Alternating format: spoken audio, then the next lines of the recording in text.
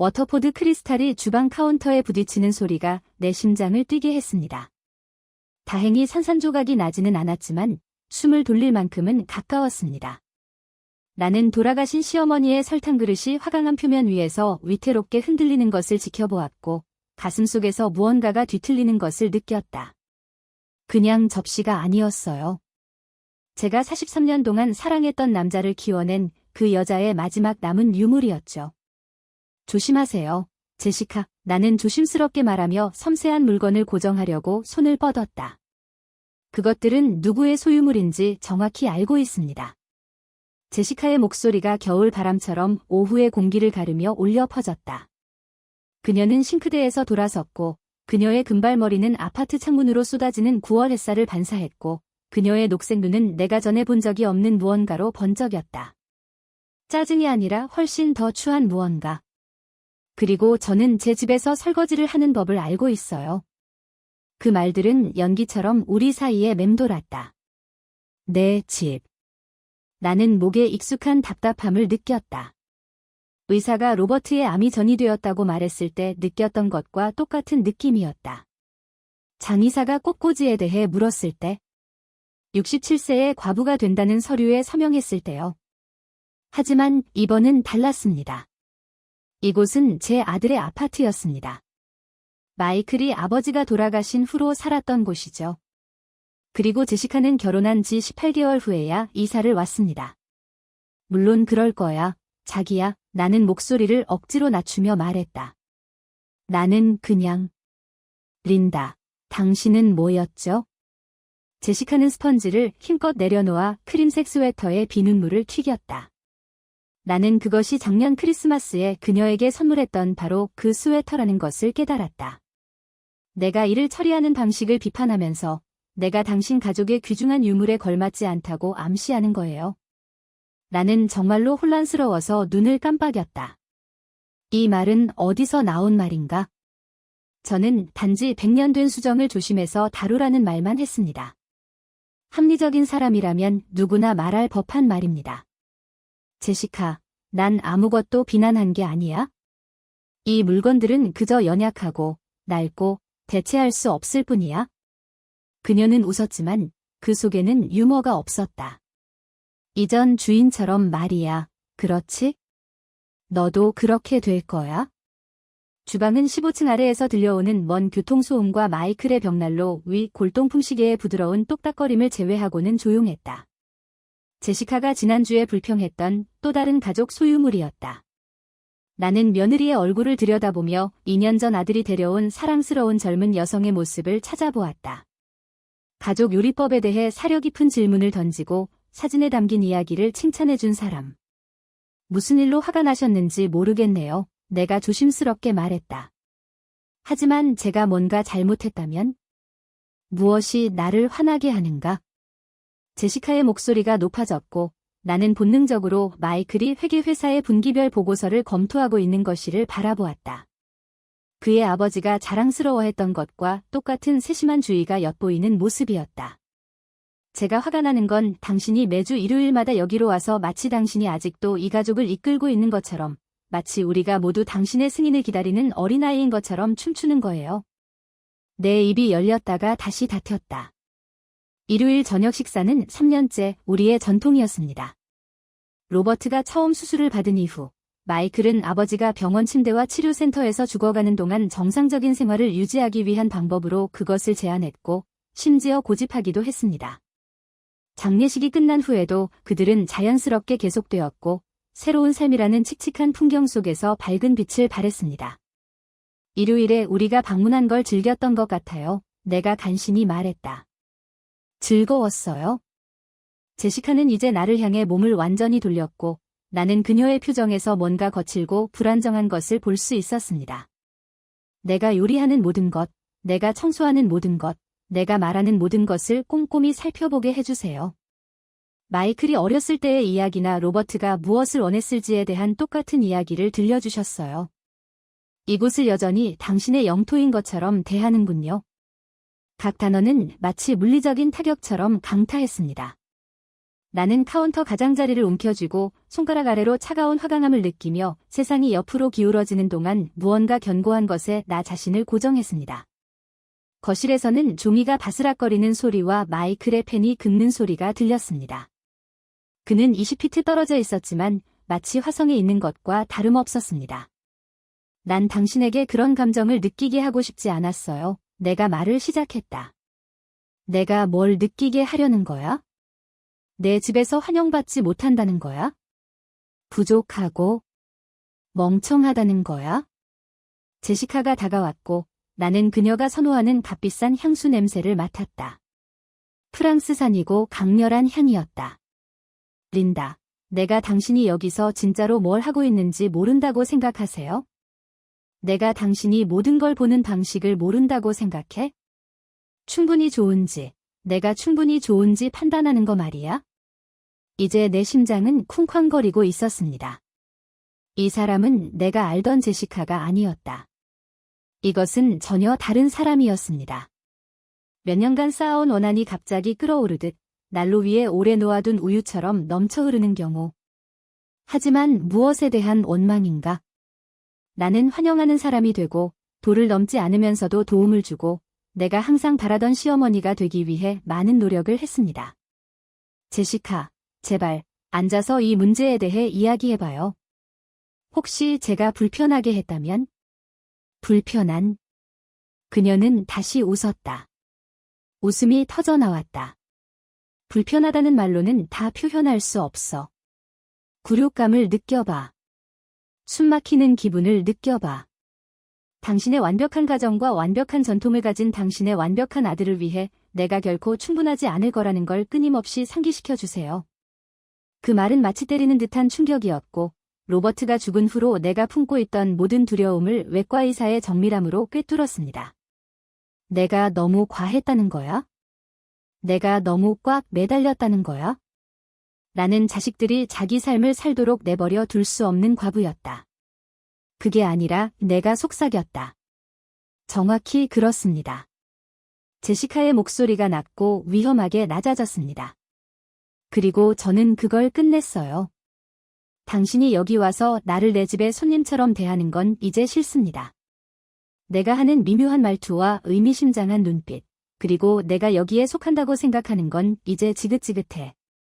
거실에서는 신문이 바스락거리는 소리가 멈췄다. 저는 마이클이 우리의 말을 들을 수 있을지, 듣고 있을지, 무슨 일이 일어나고 있는지 보러 올지 궁금했습니다. 갈등을 싫어하는 온화한 아들, 무슨 대가를 치르더라도 평화를 추구하는 아버지의 마음을 물려받은 아들. 제시카는 더욱 가까이 다가갔다. 그녀의 눈가에 있는 작은 주름이 보일 정도로 가까이 다가갔는데 그녀가 비싼 컨실러로 가리기 시작한 주름이었다. 이것이 갑작스러운 분노가 아니라는 것을 알 수 있을 만큼 가까이서 보았다. 이것은 몇 달, 어쩌면 몇 년 동안 쌓아올린 것이었고 주에 깊게 건설되었으며 바로 이 순간을 위해 의도적으로 남겨둔 것이었습니다. 그럼, 린다, 이런 일이 일어날 거야? 그녀의 목소리는 이제 완벽하게 차분하고 완벽하게 통제되어 있어서 어쩐지 그녀의 소리보다 더 무서웠습니다. 당신은 오늘, 지금 당장 떠나서 다시 돌아오지 못할 거예요. 주방은 가장자리를 따라 살짝 회전했다. 제시카, 더 이상 일요일 저녁 식사 자리에서 당신을 보고 싶지 않아요. 식료품을 사러 들르거나 도움이 되는 제안을 하거나 가족 이야기를 들려주는 건 원치 않아요. 내 공간에 들어오거나 내 물건을 만지거나 내 인생을 판단하는 건 원치 않아. 그녀는 그때 미소를 지었는데 그것은 내가 지금까지 다른 사람에게서 본 가장 잔인한 표정이었습니다. 린다, 여긴 내 집이 아니야. 내 집이야. 늙고 쓸모없는 여자들은 여기 오면 안 돼? 내 안에 무언가가 깨졌습니다. 부서진 게 아니라 얼어붙은 연못 위의 얼음처럼 깨졌습니다. 표면 전체가 무너질 때까지 느리지만 불가피하게 퍼지는 균열입니다. 나는 제시카를 지나 거실을 바라보며 마이클의 발소리와 무슨 일이냐고 묻는 그의 목소리를 기다렸다. 그 대신 나는 그의 노트북이 닫히는 부드러운 소리를 들었습니다. 그러자 누군가가 듣지 못한 척하며 의도적으로 침묵을 지켰다. 폭풍우가 칠 때면 내 무릎에 올라타곤 했고 아버지가 병드셨을 때 매일 전화를 걸었고 장례식 때 내 어깨에 기대어 흐느껴 울던 내 아들, 내 소년이 아내가 말로 나를 무너뜨리는 것을 20피트 떨어진 곳에 앉아 있었습니다. 그리고 그는 아무것도 하지 않았습니다. 내 가슴에 갈라진 틈이 더 넓어졌다. 알겠습니다. 나는 조용히 말했다. 내 목소리는 내 귀에는 이상하게 들렸고 마치 물속에서 나오는 것 같았다. 제시카의 미소가 더욱 커졌다. 우리가 서로를 이해하게 되어서 정말 기뻐요. 나는 천천히 고개를 끄덕이며 워터포드 크리스탈을, 수십 번의 가족 식사를 준비하는데 도움을 준 주방을, 아들이 의도적으로 비겁하게 침묵을 지키고 앉아있는 현관을 마지막으로 한 번 더 바라보았다. 그러고 나서 나는 지갑을 집어들고 문으로 걸어갔다. 로버트와 내가 3년 전 마이클이 처음 이곳을 샀을 때 그를 도와 고르던 단단한 나무바닥에 내 발뒤꿈치가 쿵쿵거렸다. 그때 우리는 모두 너무나 자랑스러웠고 행복했으며 사랑이 얼마나 빨리 제로 변할 수 있는지 전혀 몰랐다. 나는 문 앞에서 멈춰 섰다. 마이클이 이사 왔을 때 내가 닦는데 도움을 준 황동 손잡이에 손을 얹었다. 내 말이 맞아, 제시카, 나는 돌아보지 않고 말했다. 여긴 내 집이 아니야. 하지만 엘리베이터를 향해 걸어가는 동안 한 가지 생각이 놀라울 정도로 명확하게 굴욕과 상심 속에서 떠올랐습니다. 그것도 그녀의 것이 아니었다. 엘리베이터 문이 닫히고 나는 계획을 세우기 시작했습니다. 엘리베이터는 완벽한 침묵 속에 내려갔다. 각 층에는 내 심장이 뛰는 것을 반영하는 듯한 부드러운 종소리가 울려 퍼졌습니다. 15층 아래에 마음을 바꿀 수 있는 15번의 기회가 있고 다시 올라가서 제시카의 폭발을 촉발한 상상 속의 범죄에 대해 사과할 수 있습니다. 좋은 시어머니, 이해심 많은 과부, 자신의 위치를 아는 여성이 될 수 있는 15가지 기회. 로비에 도착했을 때쯤 나는 모든 요청을 거절했다. 메디슨 애비뉴에 들어서자 늦은 오후의 햇살이 얼굴을 때렸고 나는 눈부신 햇살에 눈을 가늘게 뜨고 바라봐야 했습니다. 맨해튼의 9월은 내가 입고 있던 가벼운 카디건을 입기에는 아직 따뜻했습니다. 어제의 신문처럼 아들의 아파트에서 쫓겨난 68세의 여성에게도 도시가 생동감 넘치고 가능성이 가득하다는 느낌을 줄 만큼 여전히 밝았습니다. 나는 대화의 일부를 떠올리며 천천히 지하철을 향해 걸어갔다. 늙고 쓸모없는 여자는 여기서 환영받지 못해. 그 말은 계속 반복되었고 반복할 때마다 새로운 아픔이 더해졌습니다. 하지만 상처 아래에는 또 다른 무언가가 자라고 있었습니다. 뭔가 의심스러울 정도로 안도감이 느껴졌다. 18개월 동안 저는 제시카 주위에서 조심조심 걸었습니다. 모든 댓글을 주의 깊게 검토하고 모든 제안을 제고하고 완벽한 시어머니가 되려고 노력했습니다. 받아들여질 만큼 눈에 띄지 않으려고 노력했지만 마이클과의 관계를 유지할 만큼은 존재감을 드러내려고 노력했습니다. 마치 물속에서 숨을 참고 숨을 쉴 수 있다고 가장하는 것처럼 지치는 일이었습니다. 이제 적어도 내가 어디에 서 있는지 알 수 있게 됐습니다. 지하철 플랫폼은 거의 비어 있었습니다. 오후의 러시아어와 저녁 출퇴근 사이에 축복받은 휴식처였습니다. 나는 기차를 기다리며 서 있었고 부동산 중개인인 패트리샤 호손과 나눈 마지막 대화를 떠올렸다. 40년 전 로버트와 내가 첫 아파트를 살 수 있도록 도와준, 남편이 돌아가신 후 아파트를 팔 수 있도록 안내해준, 그리고 지난주에 흔치 않은 기회를 제안하며 전화를 걸어준 유능하고 눈이 밝은 패트리샤. 린다, 자기야, 패트리샤가 완벽하게 조절된 어퍼이스트 사이드 사투리로 말했다. 관심 있으실 만한 게 있어요. 흔치 않은 물건이지만 당신의 투자 목표를 고려하면 펜트하우스는 이 건물의 가장 귀중한 건물로 마이클의 아파트 바로 위에 2층이 있습니다. 이전 주인은 어떤 기술 기업가였는데 싱가포르로 전근을 가서 급히 팔아야 했습니다. 패트리샤는 태블릿으로 매물 사진을 보여주었습니다. 높은 천장, 테라스를 둘러싼 창문, 바닥부터 천장까지 닿는 창문이 도시를 살아있는 그림으로 만들어줍니다. 이사할 수 있는 가격이에요. 그녀가 설명했다. 2주 안에 계약하면 시세보다 30% 싸게 살 수 있어요. 현금 결제만 가능하고 검사도 없고 있는 그대로의 상태예요. 판매자는 간소한 집을 원해요. 나는 오랫동안 그 사진들을 바라보며 빛이 가득한 공간에 있는 나 자신을 상상하고 센트럴 파크의 풍경을 상상하고 마이클과 관계를 유지할 만큼 가깝지만 나만의 삶, 나만의 공간, 나만의 영토를 가질 수 있을 만큼 독립적인 모습을 상상했습니다. 생각해볼게요. 나는 패트리샤에게 말했다. 하지만 그때도 나는 이미 결정을 내렸던 것 같아요. 기차는 따뜻한 공기와 기계 소음을 내며 도착했습니다. 나는 자리를 잡고 휴대전화를 꺼내 연락처를 뒤지다가 패트리샤의 전화번호를 찾았다. 그녀는 두 번째 벨이 울리자 전화를 받았다. 린다, 펜트하우스 때문에 전화했다고 전해줘. 그래요. 나는 창문 너머로 터널 벽이 흐릿해지는 것을 바라보았고 1마일마다 제시카의 잔인한 미소와 마이클의 침묵에서 더 멀어졌다. 아직 제안이 가능하다면 수락하겠습니다. 패트리샤가 숨을 들이쉬는 소리가 들렸다. 정말요? 그냥 그렇게요? 바로 그렇게요. 자기야, 정말 잘 됐네. 판매자 중개인한테 바로 전화할게. 현금으로 하면 아마 다음 주말쯤에 계약 끝낼 수 있을 거야. 정말 먼저 보고 싶지 않아? 사진을 보여드렸지만 확실해요. 그리고 저는 그렇게 했습니다. 몇 달 만에 처음으로 나는 무언가에 대해 절대적으로 완벽하게 확신을 가졌습니다. 20분 후 나는 내 아파트에 앉아 있었다. 임시 아파트라고 나는 정정했다. 지난 1년 동안 즐겼던 풍경을 바라보고 있었다. 어퍼 웨스트사이드에 있는 겸손한 원룸형 주택으로 혼자 사는 법을 배우는 과부에게 딱 맞는 곳입니다. 안전하고 합리적이며 로버트와 함께 살았던 집에 대한 추억에 빠져들곤 했던 것처럼 길을 잃을 만큼 작지 않았습니다. 하지만 주에 깊게 정리한 가구, 할머니의 이불, 초판 소설 모음을 둘러보면서 무언가가 바뀌었다는 걸 깨달았습니다. 이 아파트는 로버트 없이 린다가 되는 법을 알아내는 동안 숨을 수 있는 휴양지였습니다. 펜트하우스는 전혀 다른 곳일 것이다. 그것은 선원이 될 것입니다.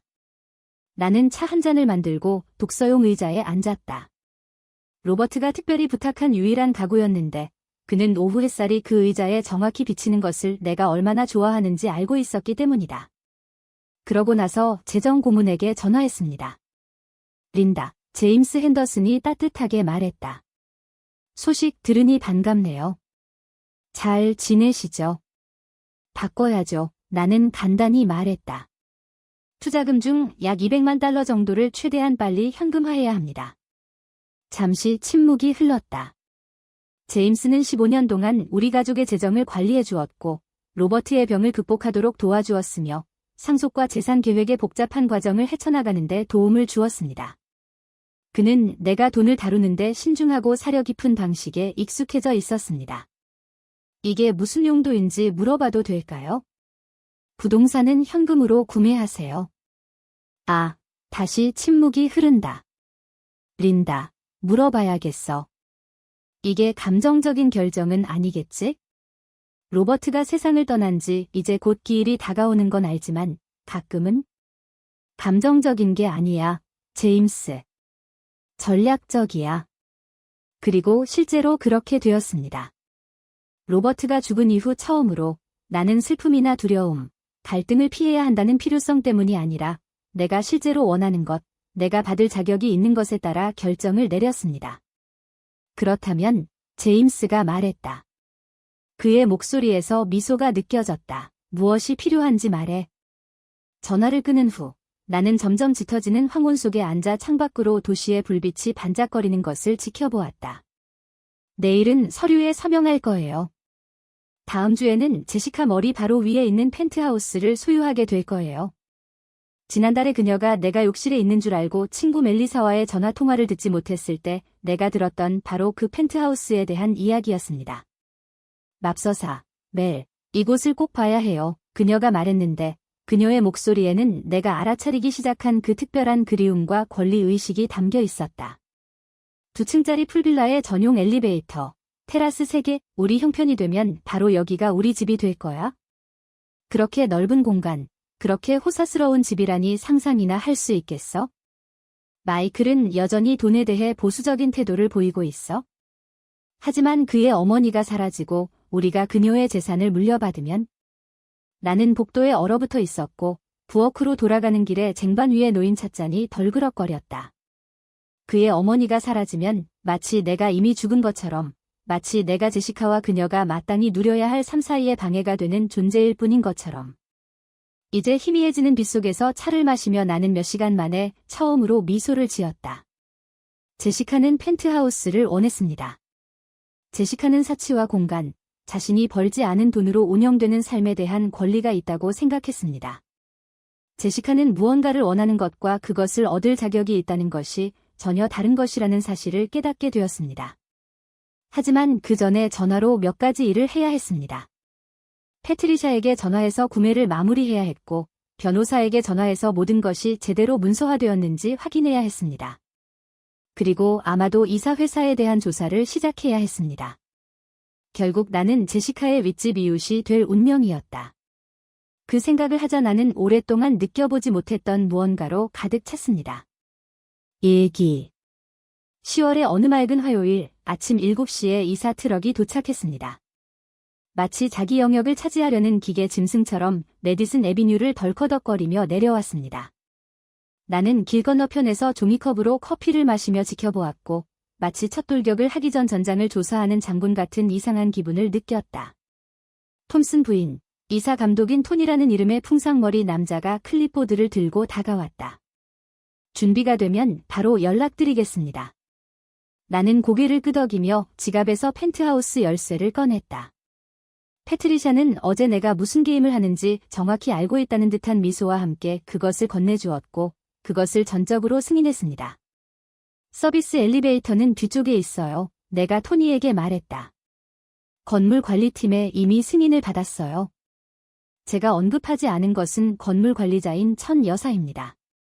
그녀는 이곳을 20년 동안 운영해온 날카로운 눈을 가진 여성인데 제가 저를 새로운 펜트하우스 주인이라고 소개했을 때 그녀가 눈살을 찌푸렸다는 것입니다. 당신은 마이클 톰슨의 어머니시죠? 그녀는 질문이 아닌 대답을 했습니다. 맞아요. 그리고 16의 1로 이사하시는 거예요. 그래요. 그녀는 내가 신은 실용적인 신발과 검소한 코트를 입고 있는 모습을 오랫동안 유심히 살펴보았고 그녀 앞에 있는 여자와 엄청난 가격의 펜트하우스를 조화시키려고 노력하는 게 분명했다. 그러고 나서 그녀는 미소를 지었다. 느리고도 의미심장한 미소였는데 그녀가 이런 종류의 가족 드라마를 전에도 본 적이 있다는 것을 암시하는 듯했다. 글쎄요, 그녀는 보안 코드를 건네주며 말했다. 흥미로울 것 같아요. 이제 이삿짐 센터 직원들이 내 짐을 트럭에서 내리는 모습을 보면서 내가 하려는 일을 흥미로운 일이라는 단어로 표현하는 게 적절할지 궁금했습니다. 16층까지 엘리베이터를 타는 것은 영원처럼 느껴졌습니다. 내 배는 흥분과 죄책감이 뒤섞인 낯선 감정으로 뒤틀렸다. 내가 옹졸하고 보복적이었는가? 아니면 수년 만에 처음으로 나 자신을 먼저 생각한 것인가? 엘리베이터 문이 새 현관으로 바로 열렸고 저는 숨이 멎을 듯한 공간으로 들어섰습니다. 사진으로는 그 모습을 제대로 볼 수 없었습니다. 아침 햇살이 바닥부터 천장까지 이어진 창문으로 쏟아져 들어오며 단단한 나무 바닥이 금빛으로 물들었습니다. 거실은 잡지에서 튀어나온 것처럼 내 앞에 펼쳐져 있었습니다. 높은 천장, 드러난 들보, 작은 마을 전체를 덮일 수 있을 것 같은 벽난로가 있었습니다. 하지만 나를 깜짝 놀라게 한 것은 바로 테라스였습니다. 나는 프랑스식 문으로 걸어가서 나만의 개인 하늘로 나갔다. 센트럴 파크가 푸른 카페투처럼 펼쳐져 있고 저수지는 아침 햇살에 반짝인다. 나는 길에서 조깅하는 사람들, 양떼가 있는 초원에서 개를 산책시키는 사람들, 그리고 지평선까지 펼쳐진 웅장한 맨해튼의 모습을 볼 수 있었습니다. 부인, 토니가 내 뒤로 나타났다. 어디서부터 시작할까요? 나는 아파트로 돌아갔다. 내 아파트로 돌아갔고 가슴속에서 무언가가 자리 잡는 것을 느꼈다. 이는 단순히 제시카의 잔인함이나 마이클의 비겁함에 대한 문제가 아니었습니다. 이는 나 자신을 되찾는 것, 다른 사람들의 삶의 구석으로 움츠러드는 것을 거부하는 것에 관한 것이었습니다. 안방은 위층에 있어요. 내가 말했다. 거기서부터 시작하죠. 정오 무렵 이사꾼들은 빈 공간을 놀랍게도 집처럼 보이는 곳으로 바꾸어 놓았습니다. 할머니의 골동품 식탁이 샹들리에 아래에 놓여 있었는데 마치 이 방을 위해 만들어진 것 같았습니다. 내 책들은 내장된 선반에 늘어서 있었고 익숙한 책 등은 추억과 편안함의 무지개를 만들어냈습니다. 워터포드 크리스탈, 내 워터포드 크리스탈이야. 내가 스스로에게 상기시켰다. 그 크리스탈은 식당 천장의 명예로운 자리에서 빛을 받았다. 난 벽난로 위에 사진을 정리하고 있었는데 그 소리를 들었습니다.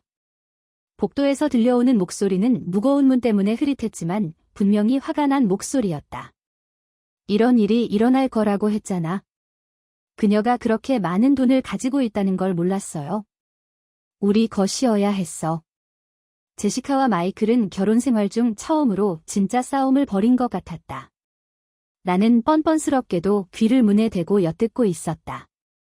그녀가 빈털털이라고 했잖아. 제시카의 목소리가 분노로 날카로워졌다. 그녀의 돈은 모두 은퇴계좌와 생명보험에 묶여 있다고 하셨죠. 그녀가 사회보장연금과 로버트의 연금으로 생활한다고 했잖아요. 내 생각엔 그녀가 마이클의 목소리가 작아지고 방어적인 어조로 바뀌었다. 그녀의 재정에 대해 직접 물어본 적은 없어요. 너무 간섭하는 것 같았거든요. 침입적이라고요. 제시카의 웃음소리는 씁쓸했다. 어머니께서 300만 달러짜리 펜트하우스를 막 사셨는데 어머니 재산에 대해 묻는 게 사생활 침해라고 생각하셨잖아요. 완전히 멍청한 건가요? 아니면 일부러 눈 감아 주시는 건가요? 나는 움찔했다. 300만 달러? 패트리샤가 나한테 꽤 좋은 거래를 성사시켰던 거야? 이봐, 마이클, 그가 말했다. 그의 목소리에서 지친 기색이 느껴졌다. 어쩌면 이게 좋은 건지 몰라. 어쩌면 그녀만의 공간이 생기면 우리도 좀 더 여유로워질지도 몰라. 어쩌면 우리 모두 다시 시작할 수 있을지도 몰라. 다시 시작하세요. 제시카의 목소리는 뉴저지의 개들이 짖는 소리만큼 높아졌습니다. 마이클, 우리 바로 위층에 사시잖아요. 아마 이 모든 걸 다 계획했을 거예요. 울고 피해자 행세를 하고 일요일에 여기서 뛰쳐나가는 것까지. 다 연극이었죠. 복수를 계획하는 동안 억울한 시어머니 역할을 맡기 위해서였죠. 나는 문에서 물러섰고 제시카의 말이 차가운 물처럼 나를 강타했다. 복수를 계획했는가? 이게 밖에서 보면 이렇게 생겼나요? 하지만 그때 나는 그녀의 부엌에서 내 심장이 터질 듯한 느낌, 아들이 의도적으로 침묵하는 소리, 엘리베이터로 걸어가는 동안 느꼈던 굴욕감을 기억해냈습니다. 그중 어느 것도 연극이 아니었습니다. 그것은 진짜이고 생생하고 파괴적이었습니다. 펜트하우스를 사서 그 위로 이사하는 건 전략적일지 몰라도 복수는 아니었어요. 그것은 생존이었습니다. 아마 지금쯤 저 위에 있을 거야. 제시카가 말을 이었다. 우리가 하는 말 하나하나를 다 듣고 다음 행동을 계획하고 있을 거야? 세상에, 마이클, 걔가 뭘 하고 있는지 모르겠어? 우리 삶을 통제하려고 하는 거야? 우리가 사생활도, 독립심도, 우리만의 것을 만들어낼 기회도 절대 갖지 못하게 하려는 거야? 나는 발소리를 들었고 그 다음에 문이 쾅 닫히는 소리를 들었습니다. 몇 분 후 엘리베이터가 울렸고 나는 새 창문을 통해 마이클이 건물에서 나와 거리로 사라지는 모습을 지켜보았습니다. 그의 어깨는 가을 바람에만 웅크리고 있는 것이 아니었습니다. 건물 안은 멀리서 들려오는 교통소음과 새로운 테라스를 스쳐 지나가는 부드러운 바람소리 외에는 고요했다. 나는 멋지게 꾸며진 거실에 서서 주에 깊게 계획된 삶에 둘러싸여 있었는데 예상치 못하게 공허함을 느꼈습니다. 제시카가 옳았나요? 내가 그들을 통제하려고 했나요? 이 정교하고 값비싼 복수는 자기 강화로 위장된 것일까요? 나는 주방으로 걸어갔다. 대리석과 강철로 만들어진 걸작이었는데 로버트가 부러워서 울었을 것 같았다. 그리고 차를 위해 주전자를 끓였다. 물이 끓을 때까지 기다리던 중 아래 테라스에서 무언가 움직이는 것이 보였습니다. 제시카는 밖으로 나와 우리에 갇힌 동물처럼 앞뒤로 왔다 갔다 하며 그녀의 전화기는 귀에 꽂혀 있었다. 나는 창문을 살짝 열고 뻔뻔스럽게 귀를 기울였다. 이런 일이 일어났다니 믿을 수가 없어. 그녀가 말했다. 아니, 멜리사. 분명 계획된 일이야. 할머니들이 아들네 아파트에 우연히 펜트하우스를 사는 건 아니잖아. 이건 심리전이야. 그녀는 잠시 멈춰서 멜리사가 하는 말을 경청했다. 물론 마이클은 아무것도 안 할 거야. 소중한 어머니 앞에 서는 게 너무 무서워. 가끔은 마이클이 나보다 어머니께서 기억하시는 아버지에 대한 기억에 더 얽매여 있는 것 같아. 또다시 잠시 멈춤. 아니, 그냥 두고 갈 순 없어. 그 여자가 실제로 얼마나 많은 돈을 가지고 있는지 알아? 이 집을 살 수만 있다면 그 재산은 엄청난 가치가 있을 거야. 상속기간을 어떻게 앞당길지 알아내야겠어. 주전자의 휘파람 소리가 날카롭고 긴박하게 주방을 가득 채웠다. 나는 떨리는 손으로 버너를 껐다. 제시카의 말이 내 귀에 울렸다. 상속 일정을 앞당겨 보세요. 나는 아래 테라스를 내려다보았다. 며느리가 전화통화를 계속하고 있었고 내 재정적 미래를 계획하면서 손짓을 크게 하고 있었다. 우리의 눈이 유리창 너머로 잠깐 마주쳤고 제시카의 얼굴이 하얗게 질렸다. 그녀는 전화를 끊고 다시 안으로 사라졌고 나는 바람과 함께 홀로 남겨졌고 내 인생이 어떻게 되었는지에 대한 끔찍하면서도 명확한 깨달음을 얻었습니다. 이 이야기 속에 나는 악당은 아니었지만 그렇다고 피해자도 아니었습니다. 나는 완전히 다른 존재가 되었습니다. 제시카는 자신이 훨씬 더 조심스럽게 만들어야 했던 것을 곧 발견하게 될 것입니다. 나는 잃을 것이 아무것도 없는 여자였습니다. 첫 번째 소음 불만은 목요일에 접수되었습니다. 저는 자원봉사를 하면서 참여했던 문학 프로그램을 위해 새주방섬에 앉아 시험지를 채점하고 있었는데 건물 관리인이 문을 두드렸습니다. 첸 부인은 내 현관에 서서 어떻게든 전문적인 의무감과 거의 감추지 않은 즐거움을 동시에 전달하는 표정을 지었다. 톰슨 부인, 그녀는 클립보드를 들여다보며 말했다. 아파트에서 과도한 소음이 난다는 불만이 접수되었습니다. 특히 오전 6시에서 8시 사이에 가구가 끌리는 소리와 시끄러운 음악 소리가 납니다. 나는 정말로 혼란스러워서 눈을 깜빡였다. 죄송한데요. 뭐예요? 저는 스테레오도 없고 아침 6시에 가구를 옮긴 적도 없어요. 천 여사의 입술이 꿈틀거렸다. 그럴 줄은 몰랐네요. 당신은 새벽에 차 한 잔 마시며 크로스워드 푸는 스타일인 것 같은데 저는 모든 민원을 조사해야 하거든요. 그녀는 나를 지나 아파트 안을 들여다보며 할머니의 이불 위로 아침 햇살이 비치고 작은 라디오에서 부드러운 클래식 음악이 흘러나오는 고요한 공간을 바라보았습니다. 첸 부인, 내가 조심스럽게 말했다. 누가 이런 불평을 했습니까? 말하면 안 될 것 같지만 당신이 15비 후 위에 사는 유일한 사람이라면 그녀는 웅변적으로 어깨를 으쓱했다. 물론 제시카죠. 알겠어요. 나는 가슴속에 차갑고 계산적인 무언가가 자리 잡는 것을 느꼈다. 글쎄요, 마음껏 조사해보세요.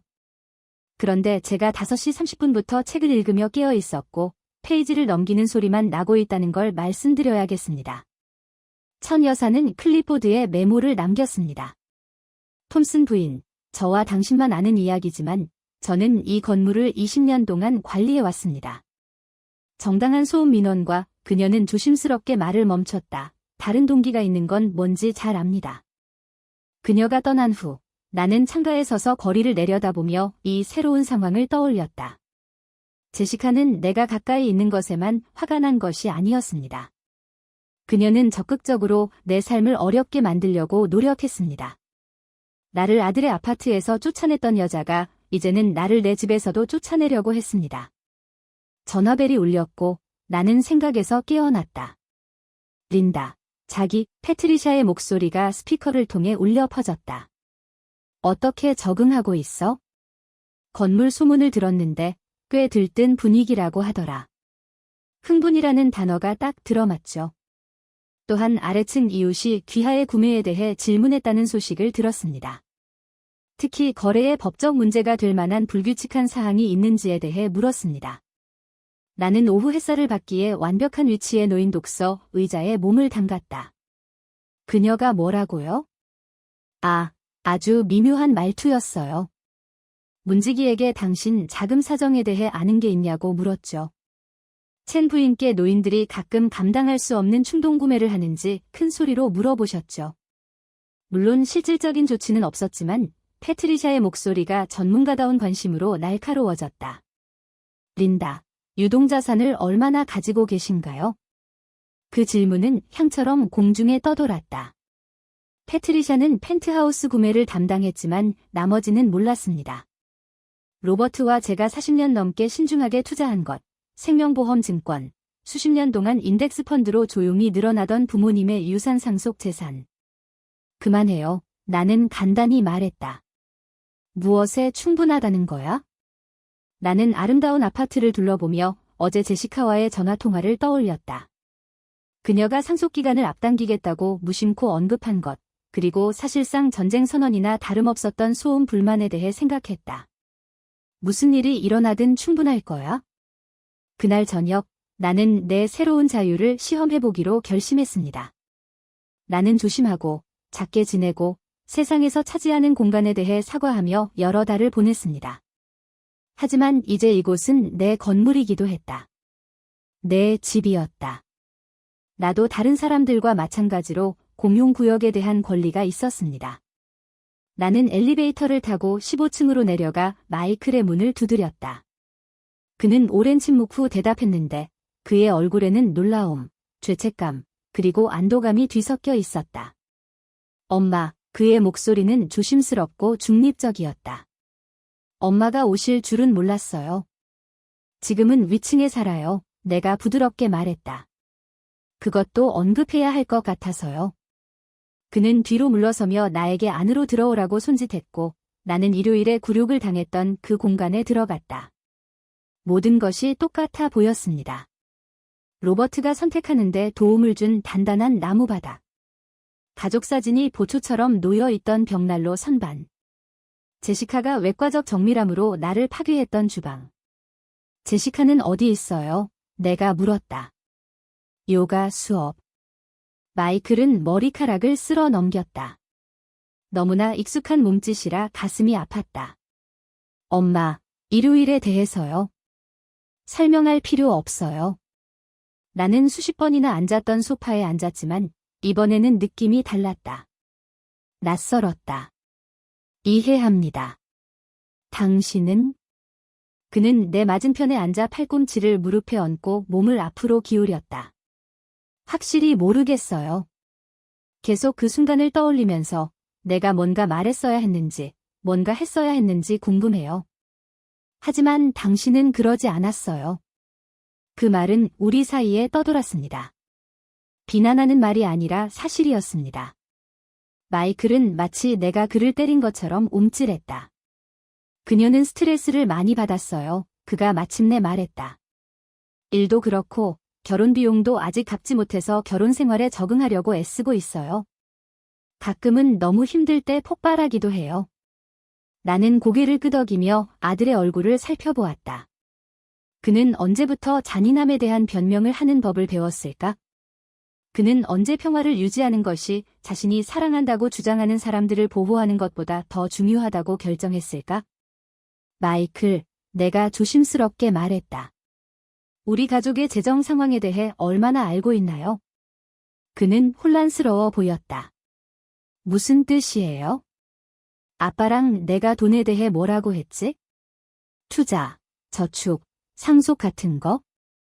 사실 아무것도 아니야.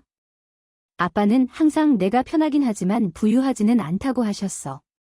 아빠 돌아가시면 괜찮을 거라고, 하지만 큰 유산 같은 건 기대하지 말라고 하셨지. 내가 내게 물려줄 수 있는 가장 좋은 건 스스로를 돌볼 수 있는 교육이라고 하셨어. 저는 죽은 남편에 대한 사랑이 솟구치는 것을 느꼈습니다. 아들에게 자격을 요구하는 것이 아니라 독립심을 가르치는 그의 지혜에 감동했습니다. 하지만 저는 또 다른 무언가를 느꼈습니다. 제가 재정에 대해 신중하게 비밀스럽게 접근한 방식이 제시카가 자신의 가정으로 채우고 싶어하는 공백을 만들었다는 것을 깨달았습니다. 그리고 제시카는 우리의 재정 상황에 대해 어떻게 생각하나요? 마이클은 불편하게 몸을 움직였다. 왜 물어보세요? 나를 기쁘게 해줘. 그는 한숨을 쉬었다. 어머니는 내가 사회보장연금과 아빠 연금으로 살아가느라 힘들어하는 줄 아셔. 내가 아파트 살림살이, 병원비 같은 걸 감당할 수 있을지 걱정된다고 몇 번이나 말씀하셨어요. 나는 거의 웃을 뻔했다. 거의. 제시카는 내가 빈털터리 과부로 하루하루를 벌어 먹고 사는 줄 알았는데 그게 그녀가 펜트하우스를 샀을 때 충격을 받은 이유예요. 또한 상속기간을 앞당기기 위한 전화통화에 대해서도 설명했습니다. 그녀가 내가 재정적으로 취약하다고 믿는다면 약간의 압박을 가하면 사물의 자연스러운 질서가 빨라질 것이라고 생각할지도 모른다. 마이클, 나는 일어서면서 말했다. 내가 너에게 알려줘야 할 게 있어. 아버지와 저는 돈을 아주 신중하게, 아주 전략적으로 관리했습니다. 아버지가 돌아가셨을 때 저는 아버지의 연금뿐만 아니라 40년간의 복리, 생명보험, 그리고 투자 수익까지 물려받았습니다. 아들은 나를 응시하며 이 정보를 처리했습니다. 펜트하우스는 충동적으로 산 게 아니었어요. 전략적으로 구매한 거였죠. 제가 쉽게 살 수 있는 가격이에요. 다른 물건들도 사고 싶다면 사면 되니까요. 이해가 안 돼요. 마이클이 천천히 말했다. 왜 그런 말씀을 하시는 거죠? 나는 벽난로 선반으로 걸어가서 로버트와 내가 결혼 25주년을 기념하며 찍은 사진을 집어들었다. 우리가 쌓아온 돈을 얼마나 자랑스러워했는지, 암으로 인해 짧아진 미래를 얼마나 신중하게 계획했는지 떠올렸다. 당신 아내는 제가 그녀와 그녀가 상상하는 형태로 존재하지 않는 유산 사이에 있는 장애물이라고 생각하기 때문입니다. 그리고 저는 당신이 그것이 무엇을 의미하는지 이해해 주기를 바랍니다. 나는 사진을 내려놓고 아들을 직접 바라보았다. 그건 그녀가 잘못된 이유로 당신과 결혼했다는 뜻이야, 마이클. 그리고 그건 그녀가 아주 잘못된 가정에 기반해서 아주 잘못된 결정을 내리려 한다는 뜻이야. 복도에서 엘리베이터가 울리고 이어서 발꿈치가 단단한 나무바닥에 닿는 소리가 들렸다. 제시카는 요가 수업을 마치고 집에 돌아왔습니다. 나는 이해심으로 얼굴이 창백해진 아들에게 미소를 지었다. 가야겠어요, 내가 말했다. 하지만 마이클, 얘기하고 싶으면 위층에 있을게. 엘리베이터를 기다리는 동안 닫힌 문 뒤에서 목소리가 들려왔다. 제시카는 분노에 차서 날카로웠고 마이클은 전에 한 번도 생각해 본 적 없는 질문을 하며 낮은 목소리로 말했다. 엘리베이터는 나를 펜트하우스로 데려갔고 나의 안식처로 아래로 체스판처럼 펼쳐진 도시의 완벽한 전망을 볼 수 있는 곳으로 데려갔다. 제시카는 게임을 하고 싶어 했습니다. 그녀는 자신이 누구와 놀고 있는지 전혀 몰랐습니다. 두 번째 소음 관련 불만은 월요일에 접수되었고 화요일에는 요리 냄새에 대한 불만이 접수되었으며 수요일에는 공용 공간의 부적절한 사용에 대한 공식 서한이 접수되었습니다. 목요일이 되자 나는 제시카의 정확성은 아니었지만 창의성에는 감탄하기 시작했습니다. 저는 일주일 내내 카모마일 차보다 향긋한 요리를 만들지 않았기 때문에 요리에 대한 불평에 특히 웃었습니다.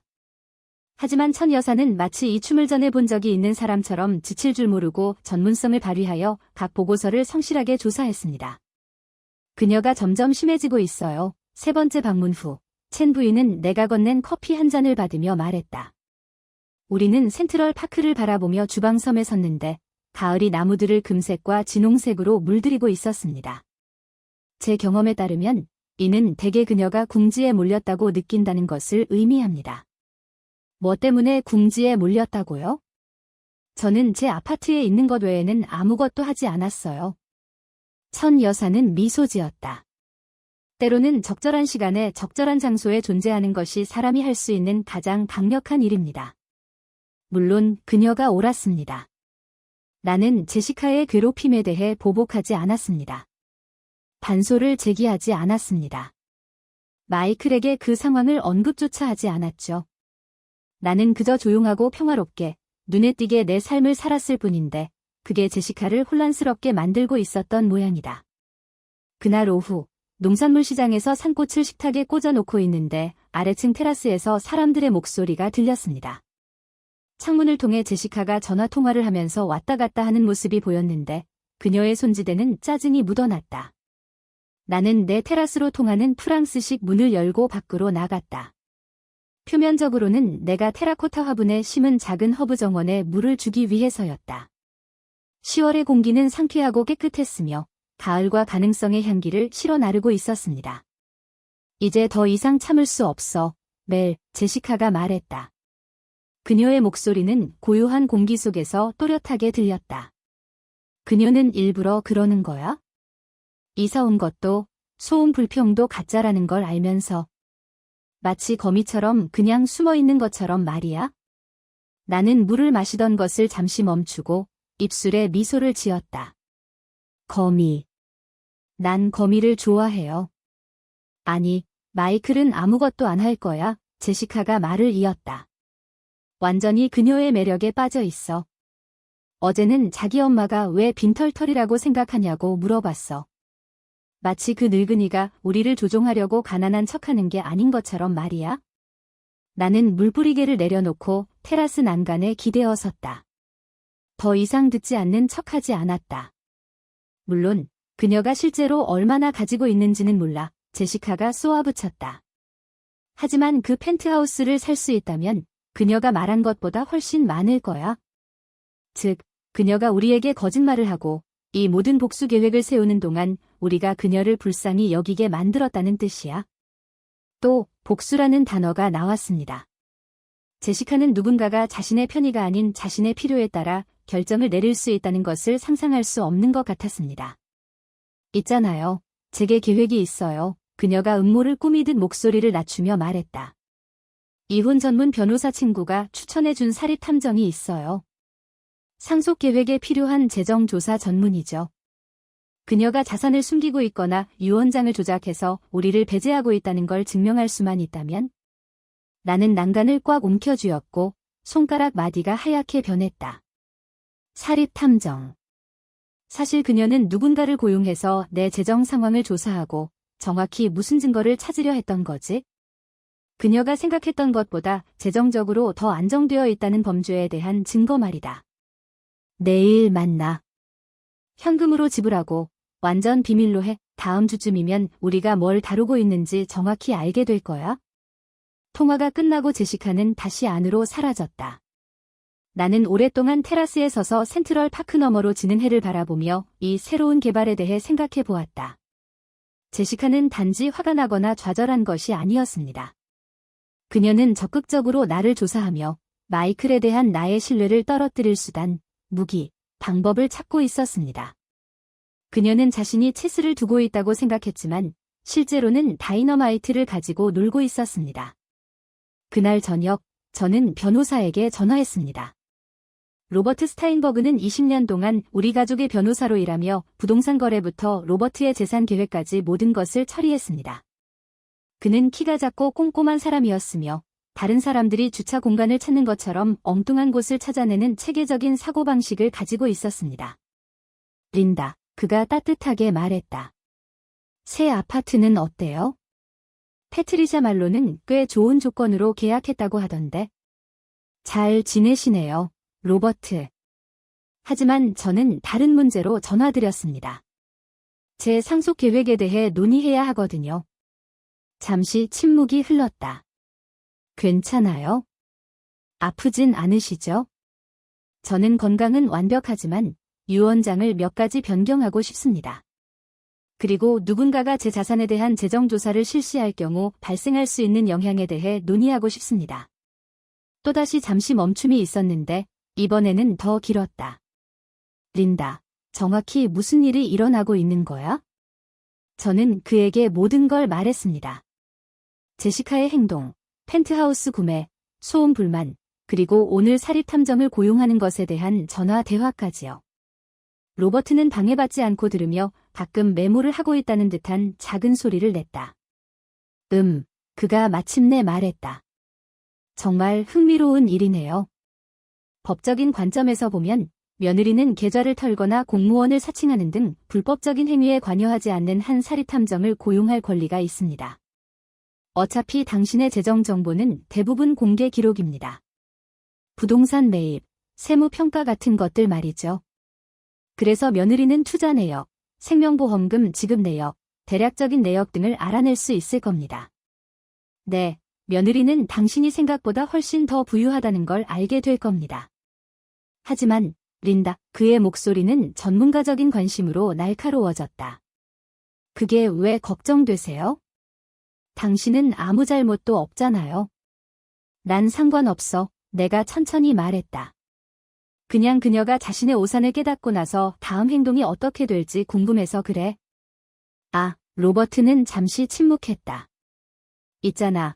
상속 일정과 이번 수사에 대한 그녀의 발언에 대해 내가 들은 바를 생각해보면 내 흥미로울 만한 게 하나 있어. 1. 누군가가 당신의 유언장이나 재정적 결정을 내릴 수 있는 능력에 이의를 제기한다면 상당한 법적 입증 책임이 따를 것입니다. 법원은 친척들의 안녕보다 상속에 더 관심이 있는 가족 구성원들을 좋게 보지 않습니다. 나는 내 마음속에 무언가가 딱 들어맞는 것을 느꼈다.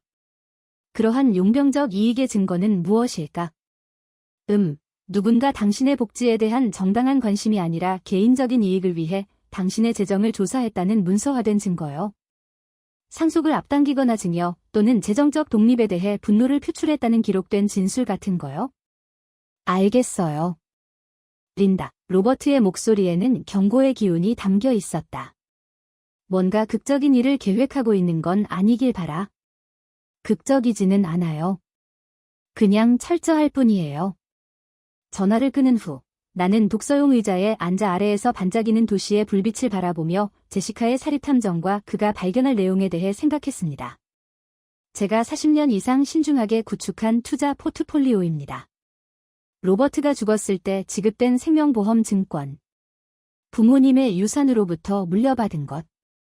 우리가 80년대에 투자한 부동산은 이제 원래 가치의 10배가 되었습니다. 제시카는 자신이 겸손한 자산을 숨기고 있을지도 모르는 취약한 미망인을 조사하고 있다고 생각했습니다. 그 대신 그녀는 순자산이 800만 달러에 달하고 돈으로 살 수 있는 합법적 화력을 갖춘 여성에게 전쟁을 선포했다는 사실을 알게 되었습니다. 하지만 그보다 더 중요한 것은 그녀는 자신의 용병적 이익에 대한 서류를 남기려 하고 있다는 것입니다. 그녀의 동기에 대해 누군가가 의문을 제기한다면 그 서류를 설명하는 것은 매우 어려울 것입니다.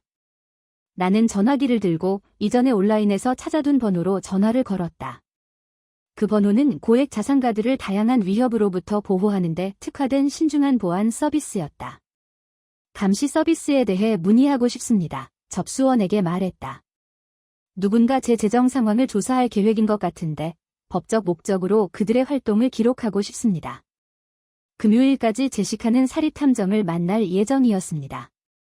다음 주 금요일까지 저는 모든 대화, 모든 회의, 개인 재정을 조사하려는 모든 시도를 기록하게 될 겁니다. 제시카는 자신이 상대하는 사람이 누구인지 정확히 알고 싶어 했습니다. 곧 그녀는 알게 될 것이다. 하지만 그때는 그녀가 진로를 바꾸기에는 너무 늦을 것이다. 이 게임은 더 이상 펜트하우스나 상처받은 감정, 가족 저녁 식사에 관한 것이 아니었습니다. 그 게임은 생존에 관한 것이었고 제가 그 게임을 한 지 그녀가 살아온 시간보다 더 오래되었습니다. 감시 보고서는 다음 주 목요일에 기밀이라고 적힌 마닐라 봉투에 담겨 도착했습니다. 아침 커피를 내리는 동안 주방에서 그 책을 펼쳐서 대리석 카운터 위에 마치 내가 마침내 풀 준비가 된 퍼즐 조각처럼 사진과 타이핑 페이지를 펼쳐 놓았습니다. 제시카는 사립탐정을 2번 만났다. 렉싱턴 애비뉴에 있는 스타벅스 밖에서 흐릿한 사진으로 포착된 첫 만남에서 그녀는 작은 테이블에 두꺼운 봉투를 밀어 넣는 모습을 보여주었습니다. 멜리사에게 약속했던 대로 현금 지불이었습니다. 3일 후 2번째 면담에서 조사관은 그녀에게 폴더를 건네주었고 그녀는 기대감에 얼굴이 밝아진 채 열의에 차서 앞으로 몸을 기울였다. 하지만 내 손 안에서 커피가 차가워진 것은 바로 그들의 대화 내용을 읽고서였다. 저희 보안팀은 어떻게든 2번째 회의를 녹화하는 데 성공했습니다. 그리고 제시카의 글을 흑백으로 읽는 것은 마치 내가 만난 적도 없는 사람을 낯선 사람이 묘사하는 것을 보는 것과 같았습니다. 그럼 그 늙은 박쥐가 정말 돈이 있는 거야? 제시카가 말했다. 그녀의 목소리가 숨겨진 마이크를 통해 쨍그랑거렸다. 얼마나 큰 돈을 말하는 거야? 공개 기록과 재정 상황을 고려해 볼 때 유동 자산은 700만에서 800만 달러 정도 될 것 같습니다. 라고 수사관이 답했다. 부동산, 투자 계좌, 생명보험금 등이 있습니다. 그녀는 수년간 돈을 아주 현명하게 관리해 왔습니다. 800만, 제시카의 목소리가 차분하게 가라앉았다. 그리고 마이클은 그녀가 사회보장연금으로 살아간다고 생각하는군요. 더 있습니다. 그녀는 지난 한 해 동안 여러 차례 거액의 자선 기부를 했지만 순자산에 큰 영향을 미칠 만한 것은 없었습니다. 또한 상속 전문 변호사들과도 상담을 해왔습니다. 재산 계획, 제시카의 목소리에는 음질이 좋지 않았음에도 불구하고 흥분이 묻어났다. 유언장 갱신 같은 거? 그럴 수도 있죠. 하지만 그녀의 나이와 재산 수준을 고려하면 그건 꽤 표준적인 관행이죠. 나는 손이 약간 떨리면서도 필사본을 내려놓았다. 제시카는 단지 내 재정만 조사한 게 아니었습니다. 그녀는 내 죽음을 적극적으로 계획하고 있었습니다. 정확히 말하면 내 죽음을 바란 것은 아니었지만 대부분의 사람들이 휴가 계획을 세울 때와 같은 열정으로 내 죽음을 예상하고 있었습니다. 보고서의 마지막 페이지에는 내 피가 얼어붙게 만드는 정보가 담겨 있었습니다. 제시카는 조사관에게 노인의 신속한 검인 절차와 정신적 능력에 대한 이해 제기에 관해 조사해달라고 요청했습니다. 그녀는 단지 내 돈에만 관심이 있었던 게 아니었습니다. 그녀는 그것을 얻을 방법을 연구하고 있었습니다. 나는 창문으로 걸어가며 평범한 사람들이 평범한 삶을 사는 거리를 내려다보았다. 그런데 그보다 15층 위에서 한 여성이 며느리가 재정적 이득을 위해 얼마나 멀리까지 갈 수 있는지 알아내고 있다는 사실을 알지 못했다. 내 어두운 생각을 깨뜨리며 전화가 울렸다. 린다. 마이클의 목소리는 긴장되고 지쳐 있었다. 오늘 오후에 시간 되세요? 와서 이야기 좀 나누고 싶어요. 물론이죠. 괜찮아요? 잘 모르겠어. 제시카가 요즘 좀 이상해. 정신이 없고 비밀스럽고 너에 대해 이상한 질문만 계속해? 어떤 종류의 질문인가요? 아빠가 돌아가신 후로 건강 상태, 기억력, 행동에 어떤 변화가 있었는지에 대해 말씀해 주세요. 그녀는 당신이 제대로 생각하지 못하고 있다고 확신하는 것 같아요. 나는 눈을 감고 제시카의 전략이 조금씩 맞아떨어지는 것을 느꼈다. 내가 악의적으로 돈을 숨겼다는 걸 증명할 수 없다면 그녀는 내가 돈을 관리할 정신적 능력이 없다는 걸 증명하려 할 겁니다. 슬픔에 잠긴 과부는 고립되고 혼란스러워하며 가족의 개입이 필요한 잘못된 재정적 결정을 내렸습니다. 커피를 넣어줄게요. 내가 마이클에게 말했다. 그는 1시간 후에 도착했는데 제시카가 주방에서 폭발한 지 2주 만에 10년은 늙어 보이는 모습이었다. 우리는 가족 사진과 할머니의 이불이 주는 편안하고 친숙함에 둘러싸인 거실에 앉아 있었고 오후 햇살이 단단한 나무바닥에 황금빛 사각형을 그렸습니다. 질문에 대해 말해보세요. 내가 부드럽게 말했다. 마이클은 머리카락을 쓸어 넘겼다. 그 익숙한 몸짓은 그가 생각하고 싶지 않은 생각을 정리하려는 것임을 의미했다. 그녀는 우리가 이야기할 때 혼란스러워 보이는지, 말을 반복하는지, 아니면 우리가 논의한 내용을 잊어버리는지 묻습니다. 당신이 돈과 생활 방식에 관해 합리적인 결정을 내린다고 생각한다면요. 그럼 그녀에게 뭐라고 말하겠어요? 진심이야. 내가 그 어느 때보다 더 날카로워 보인다는 거야? 사실 아빠가 돌아가신 이후로 그 어느 때보다 더 집중하고 더 목적의식이 뚜렷해 보인다는 거야? 그는 내 아파트를 둘러보며 주에 깊게 정리된 공간을 바라보았고 그것은 누군가가 의도적으로 살아온 삶의 증거였다. 예를 들어 이곳은 제시카가 계속 말하길 충동적으로 산 거라며 도저히 감당할 수 없는 곳이라면서 누군가가 당신을 이용했을 거라고 하더라고요. 하지만 지금 보면 무엇이 보이나요? 저는 자신이 원하는 것이 무엇인지 정확히 알고 그것을 얻을 수 있는 수단을 갖춘 사람을 봅니다. 그는 내 눈을 마주쳤고 나는 그에게서 회계사로 성장한 똑똑한 소년의 모습을 보았습니다. 숫자와 행동의 패턴을 인식하도록 훈련받은 사람이었습니다. 엄마, 돈이 얼마나 있어요? 나는 이 질문을 두려워하면서도 동시에 기대하고 있었습니다. 내 아들은 진실을 알 자격이 있었지만 진실은 우리 사이의 모든 것을 바꿔놓을 것입니다. 그가 내 자산의 규모를 알게 되면 그는 결코 그것을 잊을 수 없을 것입니다. 그는 결코 제시카의 행동을 단순한 스트레스나 적응장애로 볼 수 없을 것이다. 그는 그것이 무엇인지 깨달았다. 계산된 탐욕이었다. 제시카가 생각하는 것보다 훨씬 더요. 내가 조심스럽게 말했다. 그리고 당신 생각보다도 훨씬 더 많은 것 같아요. 저는 그에게 투자, 생명보험, 수십 년간 복리로 불어난 부모님의 상속 재산에 대해 이야기했습니다. 나는 그에게 로버트 스타인버그가 준비한 포트폴리오 명세서를 보여주었고, 그가 숫자를 처리하면서 표정이 바뀌는 것을 지켜보았습니다. 맙소사, 엄마, 그의 목소리는 거의 속삭임에 가까웠다. 엄마, 부자세요? 그래. 내 아버지와 나는 소박함을 즐겼기에 검소하게 살았지. 의무감 때문에 살지는 않았어. 우리는 원할 때마다 여행을 떠났고, 필요한 것은 사고, 나머지는 저축했습니다. 우리는 돈에 대해 이야기한 적이 없습니다. 돈에 대해 걱정할 필요가 없었기 때문이죠. 마이클은 오랫동안 아무 말 없이 손에 든 재무제표를 바라보았다. 마침내 그가 고개를 들었을 때 그의 표정은 경외감과 두려움이 뒤섞인 듯했다. 제시카가 이 사실을 알고 있나요? 지금은 그래요. 사립탐정을 고용해서 제 재정 상황을 조사하게 했어요. 마이클의 얼굴에서 핏기가 사라졌다. 그녀는 무엇을 했어요? 나는 그에게 감시 카메라 사진과 녹취록을 건네주었고 그가 제시카의 녹음된 대화를 읽는 것을 지켜보았다. 페이지가 넘어갈수록 그의 표정은 점점 어두워지고 더욱 공포에 질렸습니다. 그는 혐오감에 굳어진 목소리로 늙은 박쥐를 큰 소리로 읽었다. 검인 절차를 서두르고 정신적 능력에 도전한다. 그는 서류를 내려놓고 평생의 환멸이 담긴 눈으로 나를 바라보았습니다. 엄마, 그 여자는 당신 돈에만 관심 있는 게 아니에요. 당신 죽음을 계획하고 있는 거예요. 그래요. 그리고 그녀는 제가 모른다고 생각하죠. 그녀는 내가 당신의 의지에 이의를 제기하는데 도움을 줄 수 있는 유용한 바보라고 생각하는군요. 아니면 당신이 무능하다고 선언한 건가요? 그는 갑자기 일어나 창문으로 걸어갔다. 그녀가 나를 얼마나 오랫동안 가지고 놀았지? 나도 몰라, 자기야.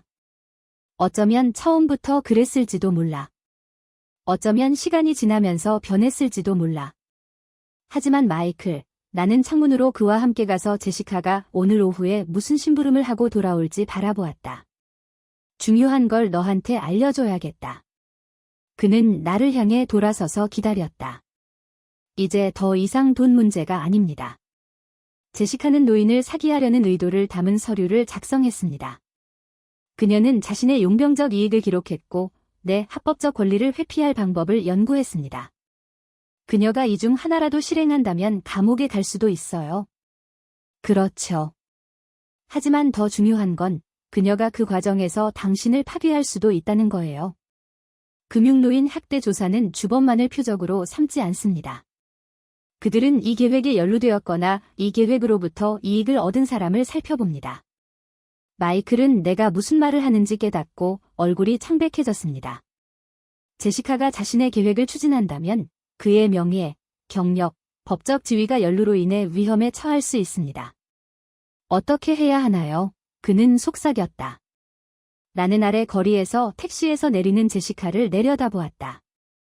그녀는 쇼핑백을 두 팔에 안고 있었고 계획이 순조롭게 진행되고 있는 사람처럼 그녀의 얼굴은 만족감으로 빛나고 있었다. 당신은 선택을 해야 합니다. 나는 조용히 말했다. 그녀에게 경고해줘. 내가 아는 걸 설명해서 그녀가 계획을 포기하길 바라면서 결혼 생활을 지켜봐. 아니면 그녀가 어디까지 갈 의향이 있는지 정확히 기록하는 데 도움을 줄 수 있나요? 아들은 아내를 내려다보며 그녀가 저지른 배신의 규모와 그녀의 잘못된 계산의 심각성을 깨달았습니다. 내가 당신을 도우면 그는 마침내 말했다. 우리의 결혼 생활은 끝나요? 마이클, 내 결혼 생활은 이미 끝났어. 제시카가 아직 너한테 말 안 했을 뿐이야? 우리 아래에서 제시카는 건물 안으로 사라졌다. 아마도 그녀는 이미 자신도 모르게 지고 있는 게임에서 다음 움직임을 계획하기 위해 집으로 향하고 있었을 것이다. 마이클은 오랫동안 내 창문에 서서 아내가 사라진 곳을 바라보았습니다. 그가 마침내 입을 열었을 때 그의 목소리는 어렸을 때 이후로 들어본 적이 없는 결의로 가득 차 있었고 아픈 아버지를 돌보겠다고 약속하는 모습이었습니다. 제가 뭘 해드릴까요? 녹음 장치는 단추보다 작아서 마이클의 셔츠 주머니 솔기에 넣어두면 사실상 눈에 띄지 않았습니다. 이 제품을 설치한 보안 전문가는 사라라는 이름의 조용한 목소리의 여성으로 감시 작업에 딱 맞는 평범한 얼굴을 가지고 있었습니다. 그녀는 이 제품이 최대 15피트 떨어진 곳에서도 선명한 오디오를 캡처할 것이라고 확신했습니다. 그냥 평범하게 행동해. 그녀는 내 거실에서 장비를 테스트하는 동안 마이클에게 지시했다. 기대지 마. 평소보다 크게 말하지 마. 의심받을 만한 짓 하지 마. 그녀에게 말하게 하세요. 그러면 그녀가 당신이 알아야 할 모든 것을 말해줄 거예요. 그 일은 이틀 전의 일이었습니다. 이제 아들이 범죄 드라마 속 캐릭터처럼 전선을 착용하고 자신의 아파트로, 자신의 아내에게로 내려가려고 준비하는 모습을 보면서 우리가 하는 일이 얼마나 무거운지 실감했습니다. 정말이에요. 나는 12번째로 물었다. 그녀를 기록에 등록하고 나면 돌이킬 수 없습니다. 알아요. 마이클은 약간 떨리는 손으로 넥타이를 고쳐 매었다. 하지만 엄마가 그 말을 하는 걸 들어봐야 해요.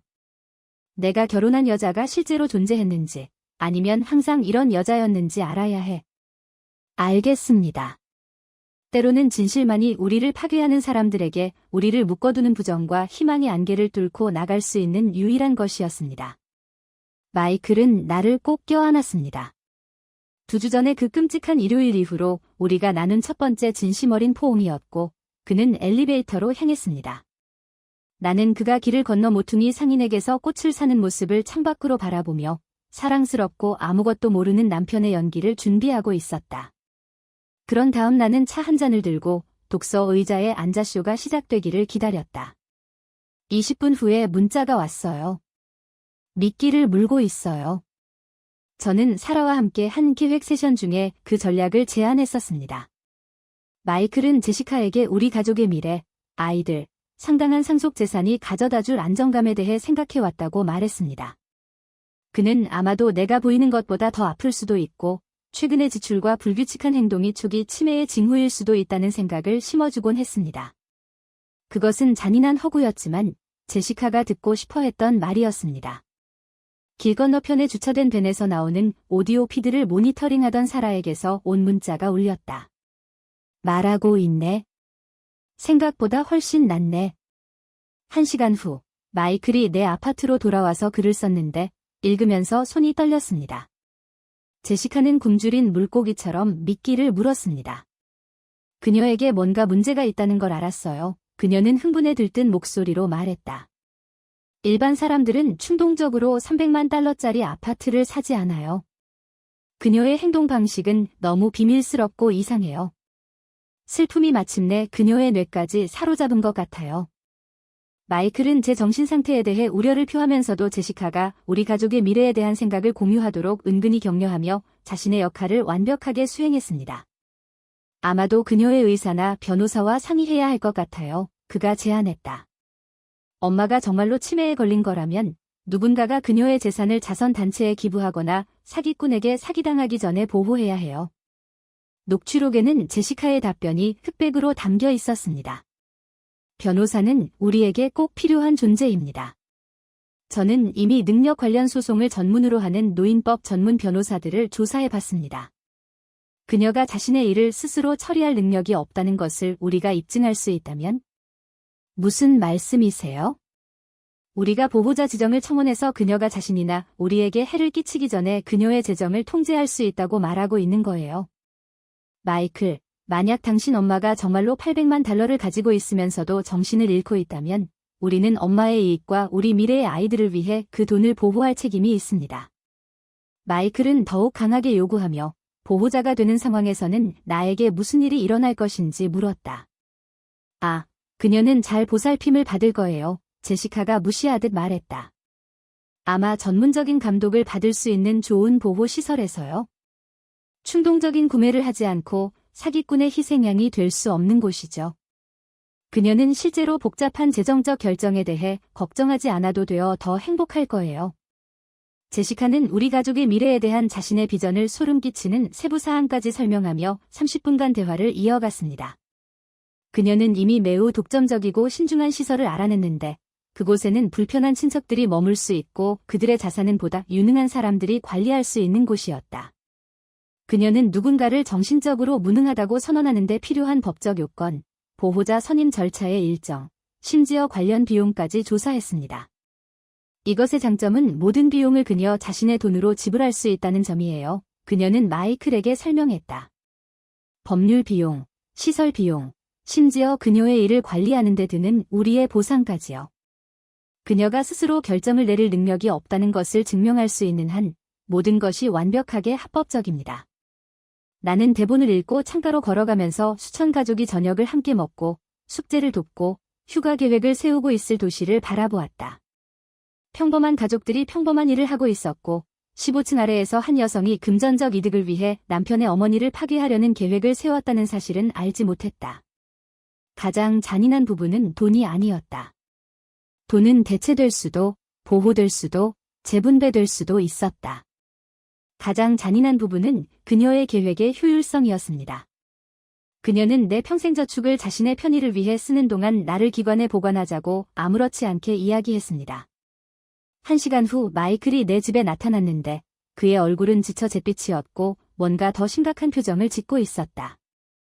자신의 삶에 대해 믿었던 모든 것이 거짓이었다는 것을 발견했을 때 느끼는 특별한 종류의 황폐함.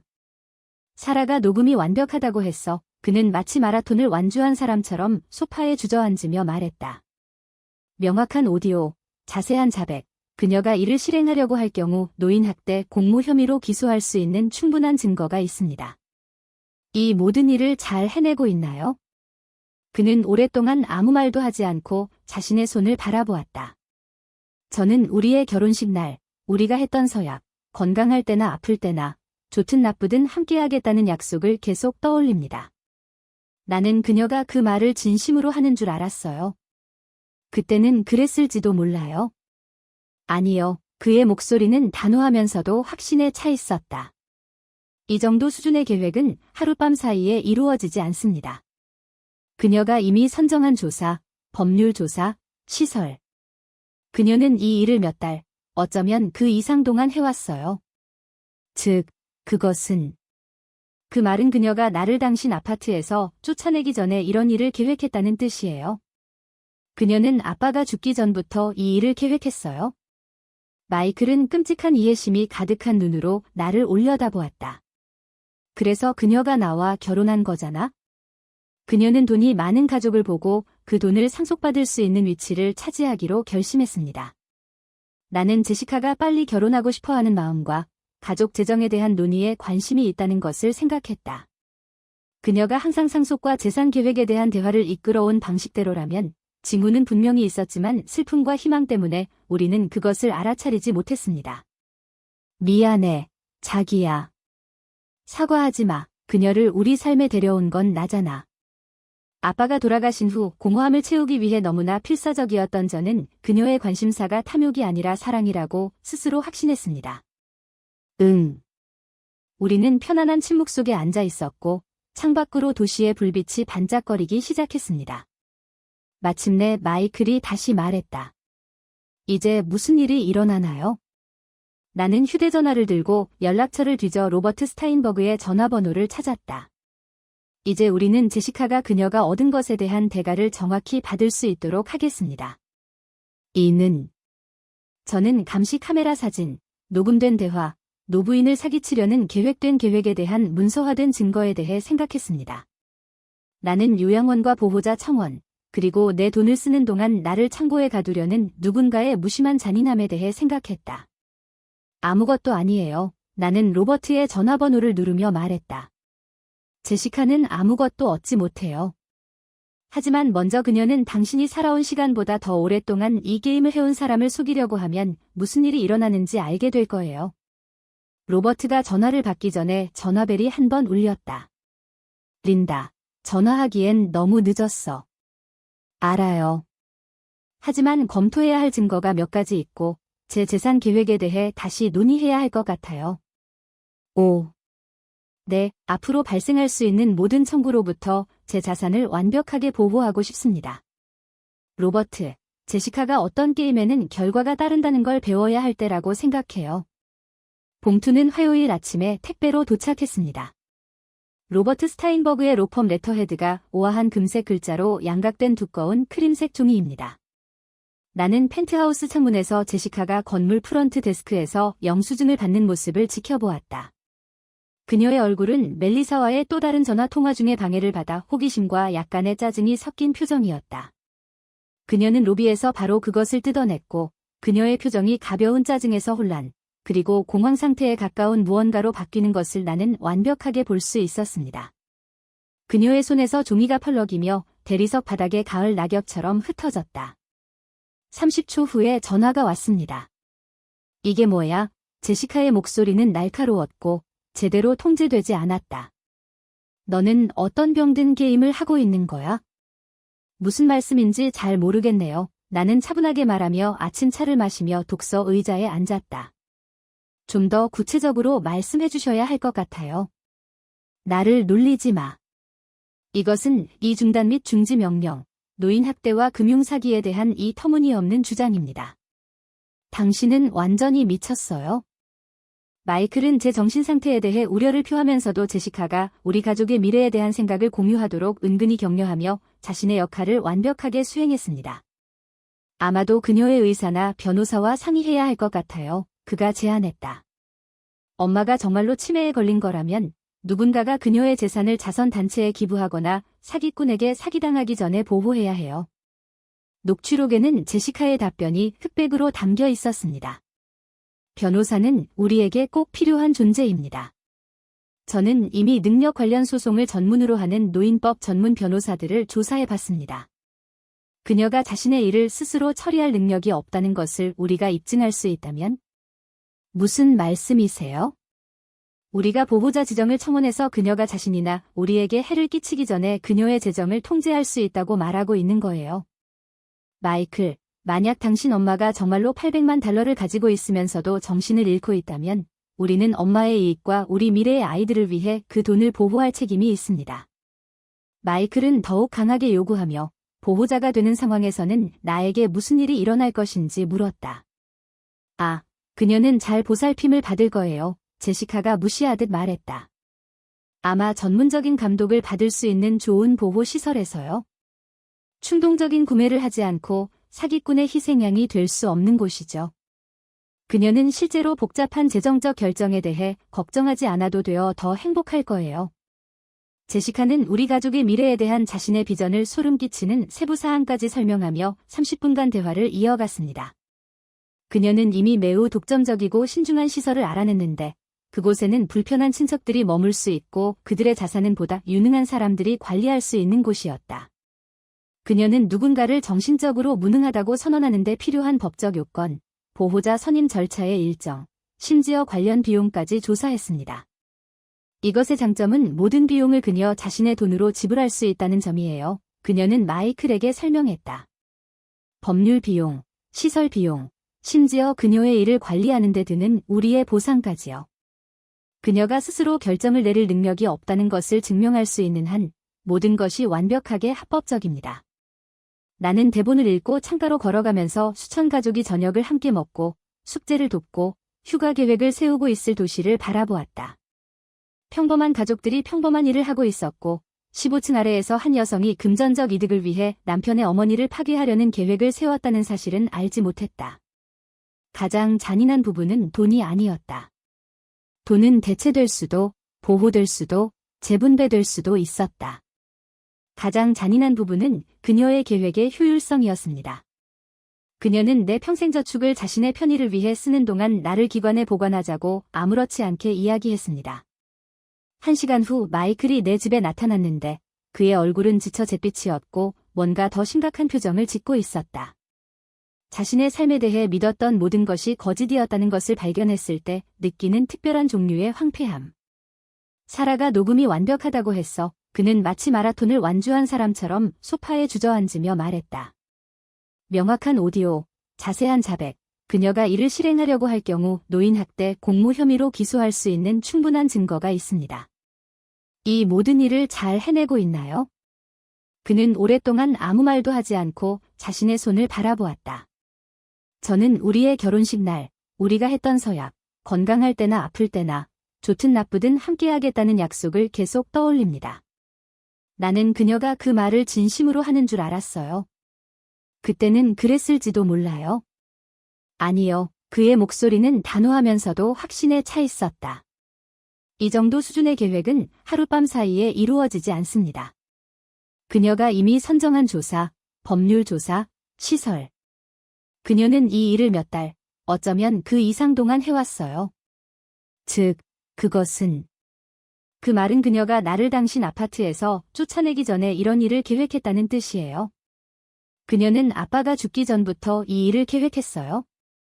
마이클은 끔찍한 이해심이 가득한 눈으로 나를 올려다보았다. 그래서 그녀가 나와 결혼한 거잖아? 그녀는 돈이 많은 가족을 보고 그 돈을 상속받을 수 있는 위치를 차지하기로 결심했습니다. 나는 제시카가 빨리 결혼하고 싶어하는 마음과 가족 재정에 대한 논의에 관심이 있다는 것을 생각했다. 그녀가 항상 상속과 재산 계획에 대한 대화를 이끌어온 방식대로라면 징후는 분명히 있었지만 슬픔과 희망 때문에 우리는 그것을 알아차리지 못했습니다. 미안해, 자기야. 사과하지 마. 그녀를 우리 삶에 데려온 건 나잖아. 아빠가 돌아가신 후 공허함을 채우기 위해 너무나 필사적이었던 저는 그녀의 관심사가 탐욕이 아니라 사랑이라고 스스로 확신했습니다. 응.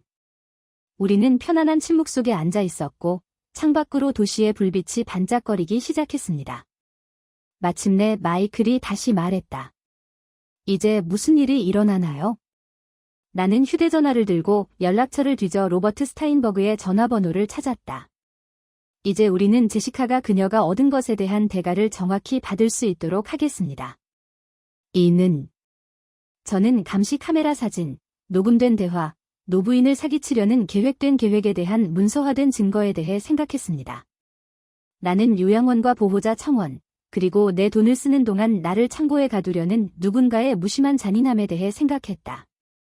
아무것도 아니에요. 나는 로버트의 전화번호를 누르며 말했다. 제시카는 아무것도 얻지 못해요. 하지만 먼저 그녀는 당신이 살아온 시간보다 더 오랫동안 이 게임을 해온 사람을 속이려고 하면 무슨 일이 일어나는지 알게 될 거예요.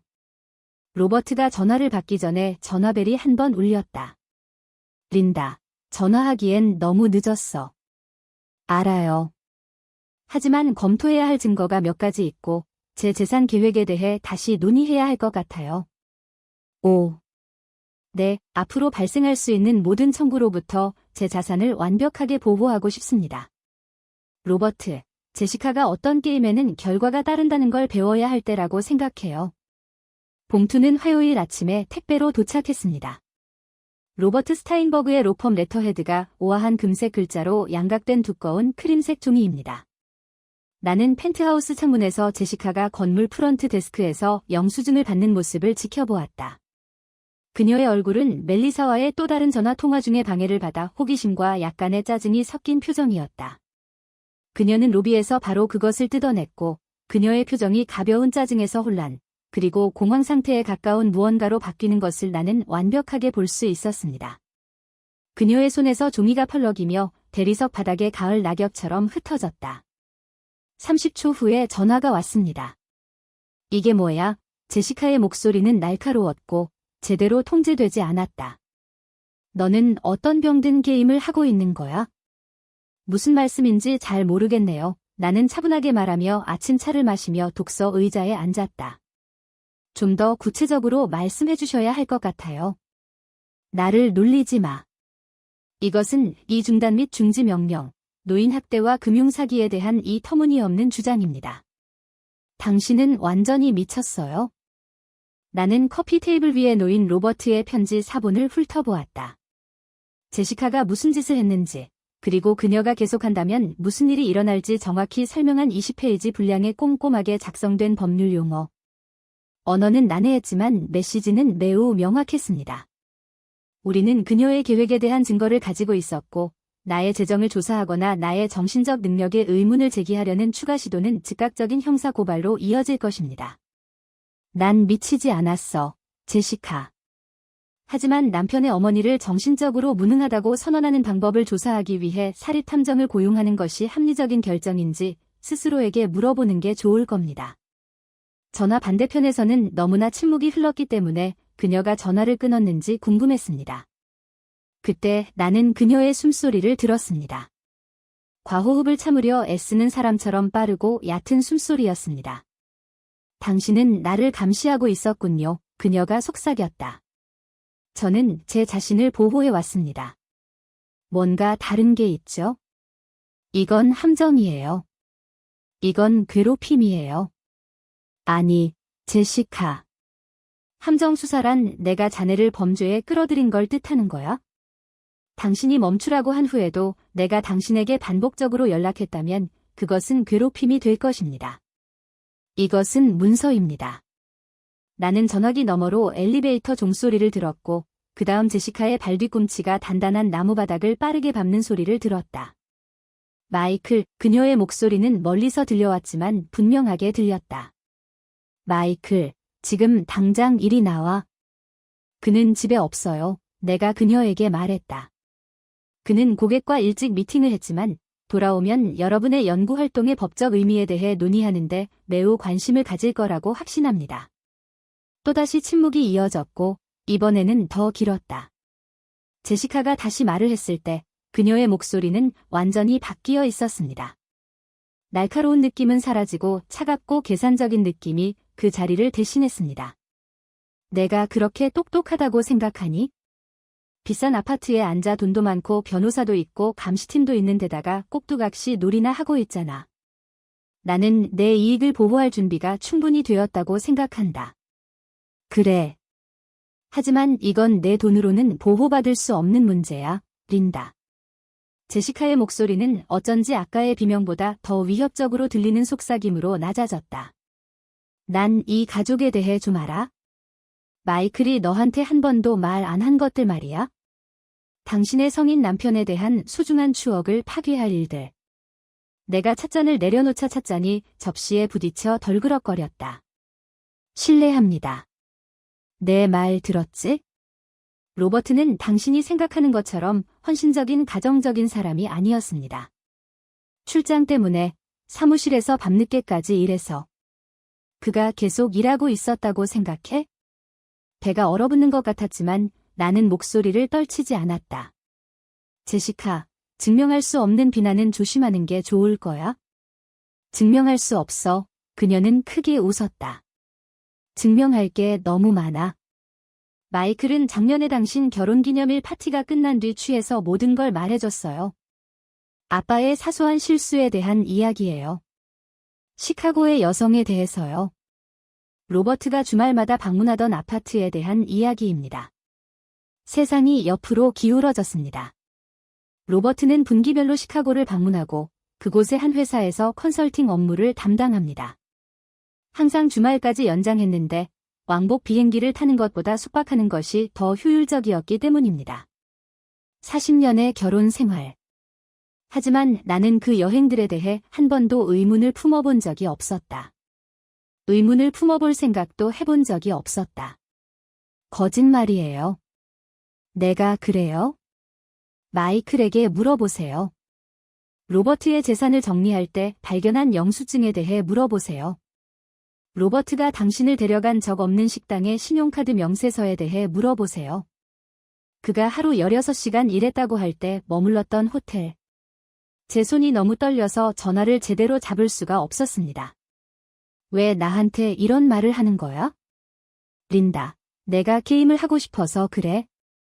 나도 게임을 할 수 있어? 당신은 감시와 법적 위협으로 내 결혼 생활을 파괴하고 싶나요? 나는 당신의 기억을 똑같이 쉽게 파괴할 수 있어요. 전화가 두절되었습니다.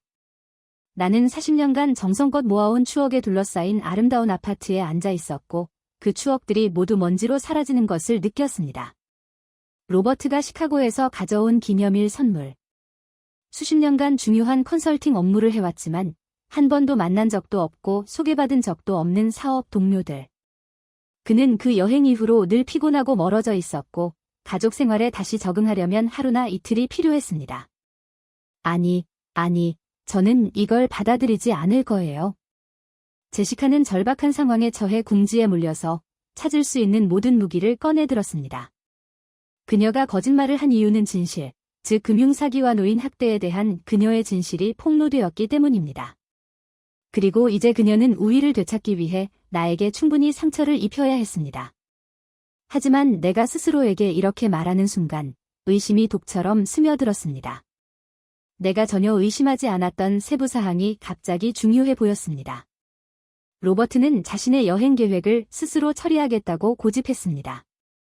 그는 시카고에서 항상 현금으로 물건을 사곤 했는데 사업 비용을 지불하는 데는 그게 더 간단하다고 주장했습니다. 그는 그곳에서의 업무에 대해 이야기하기를 꺼렸고 지루한 기술 컨설팅에 대한 모호한 언급으로 내 관심을 일축했습니다. 다시 전화가 울렸고 발신자 번호를 확인하지 않고 전화를 받았습니다. 엄마, 마이클의 목소리에는 걱정이 가득했다. 방금 제시카랑 통화했는데 로버트에 대해 꽤 심한 말을 하더라. 응. 그는 잠시 동안 아무 말도 하지 않았다. 엄마, 우리 얘기 좀 해요. 제가 올라가도 돼요? 20분 후, 아들이 거실에서 내 맞은편에 앉아 있었는데 마취 없이 수술을 하려는 듯한 표정이었습니다. 그의 손에는 아버지의 재산을 관리하던 시절에 사용했던 마닐라 폴더가 들려 있었습니다. 나는 당신에게 이 사실을 알리고 싶지 않았어요. 그는 조용히 말했다. 무슨 소용인가 싶었죠. 아빠는 돌아가셨잖아요. 당신은 슬퍼하고 있었고 이건 아무 이유 없이 당신을 아프게 할 뿐이잖아요. 그는 폴더를 열어 신용카드 명세서, 호텔 영수증, 식당 청구서를 꺼냈다. 로버트가 우리 가족, 나와 별개로 살아왔다는 증거였다. 그녀의 이름은 캐서린 모리슨이에요. 마이클이 거의 들리지 않을 정도로 작게 말했다. 그녀는 컨설팅 회사의 법률 보조원이었습니다. 엄마, 두 분은 거의 15년 동안 함께 계셨어요. 15년, 불륜도 아니고 잠깐의 약점도 아닌 평행선상의 삶, 어떤 결혼 생활보다 오래 지속된 두 번째 관계. 그녀를 사랑했나요? 내가 물었고 잠시 후에야 내가 마이클에게 말한 게 아니라 내 손에 들린 종이에 말을 건넨다는 걸 깨달았다. 몰라요. 만난 적도 없고 이야기 나눈 적도 없지만 엄마는. 그는 테이블 너머로 손을 뻗어 내 손을 잡았다. 컨설팅 업무는 진짜였어요. 아빠는 그 회사의 기술 프로젝트를 정말 도와주셨어요. 그것은 단순한 거짓말이 아니었습니다. 캐서린은 실제로 존재했습니다. 1. 나는 영수증을 살펴보았다. 두 사람이 먹은 저녁 식사, 킹사이즈 침대가 있는 호텔 객실, 로버트가 한 번도 언급한 적 없는 주말 여행에 대한 증거가 있었다. 15년 동안 금요일이 일요일까지 이어졌고 단순한 업무 이상의 출장이 이어졌습니다.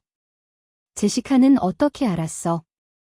내가 그녀에게 말했어요. 마이클의 목소리에는 죄책감이 가득했다. 작년 아빠 결혼기념일 이후에 술을 너무 많이 마셨고 아빠가 돌아가신 후에도 비밀을 지켜야 한다는 사실에 화가 났어요. 제가 해서는 안 될 말을 했는데 그녀는 그 정보를 저장해서 나중에 사용하기 위해 보관해 두었어요. 보기에 나는 의자에 기대앉아 이 새로운 현실을 파악했다. 내 결혼 생활은 내가 생각했던 것과 달랐습니다. 내 남편은 내가 생각했던 사람이 아니었습니다. 하지만 이상하게도 그 폭로는 제시카가 예상했던 만큼 나를 크게 낙담시키지 않았습니다. 그 대신 상황을 명확히 했습니다. 마이클, 마침내 내가 말했다. 당신 아버지의 선택은 그 자신의 것이었습니다. 그가 무엇을 했든 하지 않았든, 그가 누구를 사랑했든, 사랑한다고 생각했든, 그것이 내가 누구인지, 내 가치가 무엇인지를 바꾸지는 않습니다. 엄마. 그리고 그것은 당신 아내가 노인 사기를 저지르려 했다는 사실을 바꾸지는 않습니다. 마이클은 내 차분한 대답에 당황한 듯 눈을 깜빡였다. 제시카는 내 약점을 찾았다고 생각해요. 내가 말을 이었다. 그녀는 로버트의 불륜을 알게 되면 내가 무너질 거라고 생각해요. 너무 감정적이어서 제대로 생각할 수 없고 너무 큰 충격을 받아 효과적으로 맞서 싸울 수 없을 거라고요. 그럴까요? 나는 내 아들을 바라보았다. 고통스러운 진실로부터 나를 보호하려고 노력했던, 비밀을 무기처럼 모으는 여자와 결혼했던, 그리고 자신의 아내가 저지른 범죄를 기록하는데 2주를 보내 나를 도왔던 좋은 남자. 아니, 자기야, 그럴 리가 없어. 당신은 무엇을 할 것인가? 나는 휴대전화를 들고 로버트 스타인버그의 전화번호를 검색했다. 우리가 시작한 일을 마무리할 거야? 제시카는 더티하게 플레이하고 싶어 했어요. 제가 얼마나 더티하게 플레이할 의향이 있는지 정확히 알려줬죠. 로버트가 전화를 받기 전에 전화벨이 2번 울렸다. 린다, 그녀는 어떻게 중단 명령을 내렸나요? 예상했던 대로예요. 하지만 로버트, 우리는 상황을 악화시켜야 해요. 저는 형사고발을 원합니다.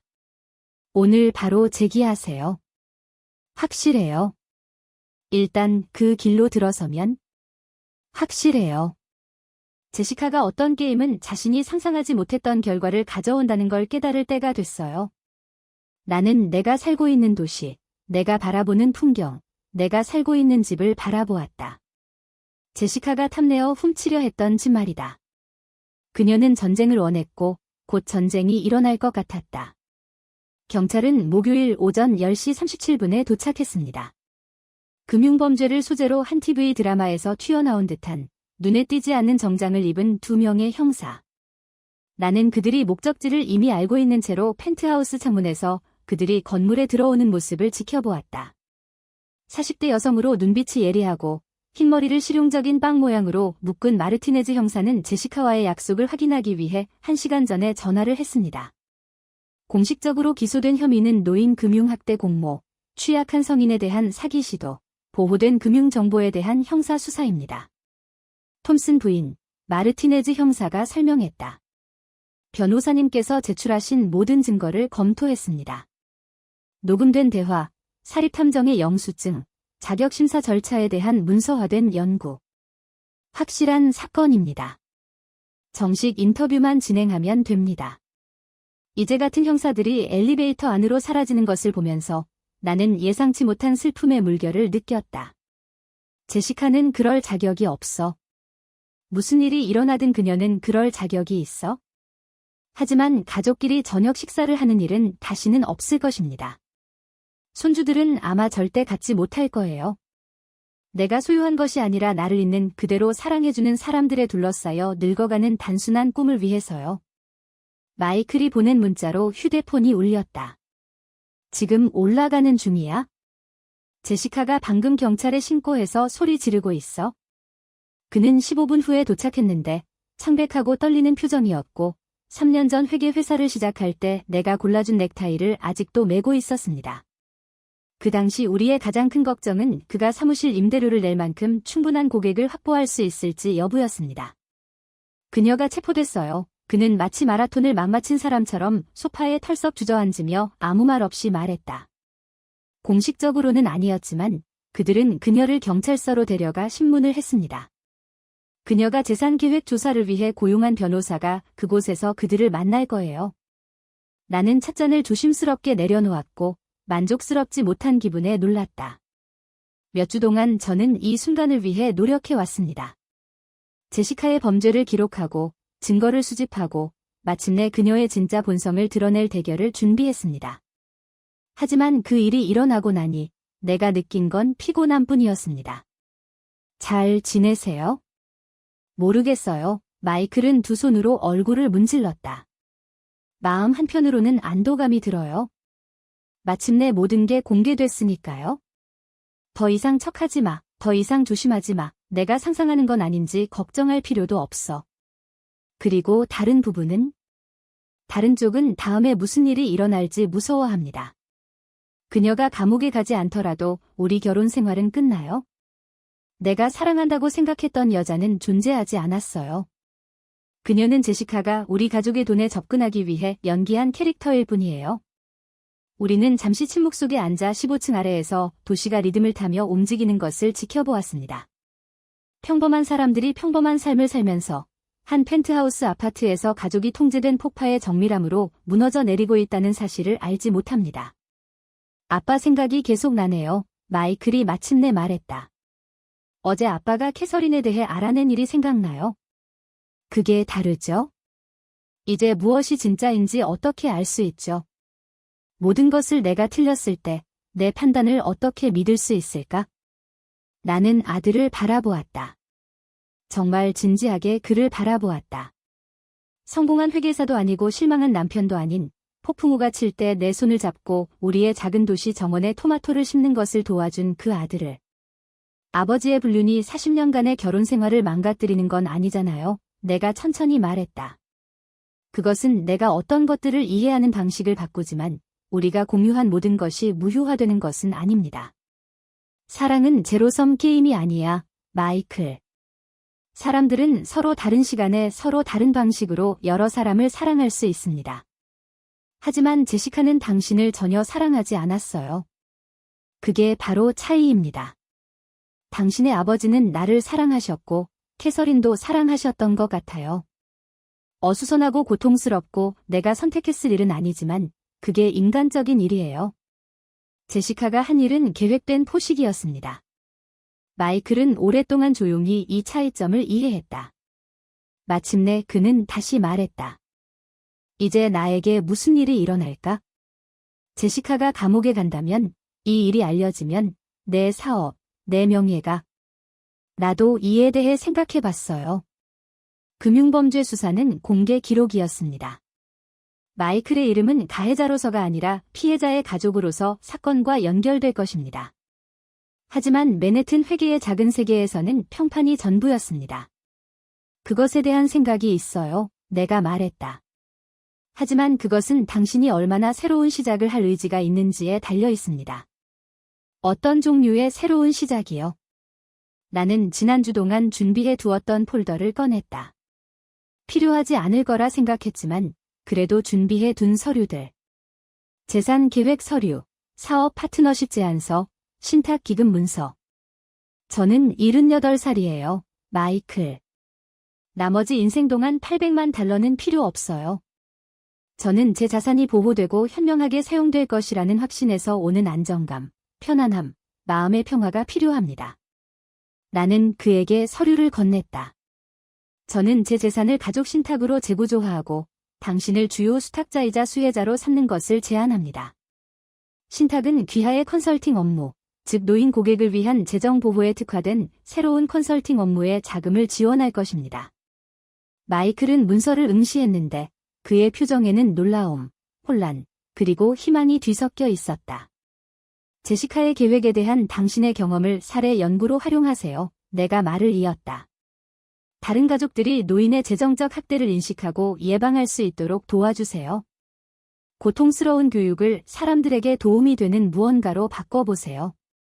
이렇게 하면 나는 부자가 되고 독립할 수 있을 거야? 네, 그러면 당신이 직업적으로 이 상황에서 거리를 둘 정당한 이유가 될 겁니다. 당신은 어머니를 사기하려 한 여자의 남편이 아니라 자신의 트라우마를 옹호하는 데 활용한 피해자의 아들이 될 것입니다. 하지만 당신은 어떡하죠? 이건 당신의 돈이고 당신의 안전장치잖아요. 나는 웃었다. 그 소리는 진심 어린 따뜻함으로 우리 둘 다 놀랐다. 자기야, 난 눈 하나 깜짝하지 않고 $300만 펜트하우스를 샀어. 남은 게 뭐든 괜찮을 것 같아요. 내 전화가 울려 대화가 중단되었습니다. 마르티네즈 형사의 전화번호가 화면에 나타났다. 톰슨 부인, 인터뷰가 끝났습니다. 당신의 며느리가 정식으로 기소되었습니다. 증거와 그녀의 전과가 없다는 점을 고려하면 그녀는 오늘 오후 보석으로 풀려날 가능성이 높지만 조건이 있을 것입니다. 당신과 접촉하지 않고 공동 계좌에 접근하지 않으며 증인에게 영향을 미치려는 시도도 하지 않습니다. 이 사건은 언제 재판에 회부되나요? 아마 몇 달은 걸릴 거예요. 이런 사건들이 쌓이는 데는 시간이 걸리니까요. 하지만 톰슨 부인, 그녀의 변호사가 이미 변호 협상에 대해 이야기하고 있다는 점을 경고해야겠습니다. 그녀는 당신을 재정적 착취로부터 보호하려고 했고 그녀의 의도는 자선적이었다고 주장할 수도 있습니다. 나는 제시카가 녹음한 말들, 그녀가 내 돈을 쓰는 동안 나를 보호시설에 가두어 두겠다는 그녀의 무심한 대화, 신속한 검인 절차에 대한 그녀의 연구에 대해 생각했다. 형사님, 당신과 제가 변호를 맡는 게 성공할 거라고 생각하시나요? 아니요. 증거가 너무 명확하고 자세해요. 그녀는 자신의 범죄 의도를 너무 철저하게 기록했습니다. 하지만 재판은 예측할 수 없고 배심원단은 때때로 노인 친척을 도우려 했다고 주장하는 젊은 여성들에게 동정심을 느끼기도 합니다. 이해합니다. 또 다른 것이 하나 있습니다. 우리는 조사 중에 추가적인 증거를 발견했습니다. 상속 절차를 신속하게 진행하기 위한 타임라인 가속화 및 방법을 논의하기 위해 사립조사원과 이메일을 주고받았습니다. 톰슨 부인, 며느리는 단순히 금전적 사기를 계획한 게 아니었어요. 그녀는 당신의 죽음을 빨리 끝내기 위한 방법을 연구하고 있었어요. 그 말은 연기처럼 공중에 떠다녔다. 내 죽음을 효율적으로 해결해야 할 사업 문제인 양, 내 죽음을 서둘러 처리해 주세요. 알겠어요.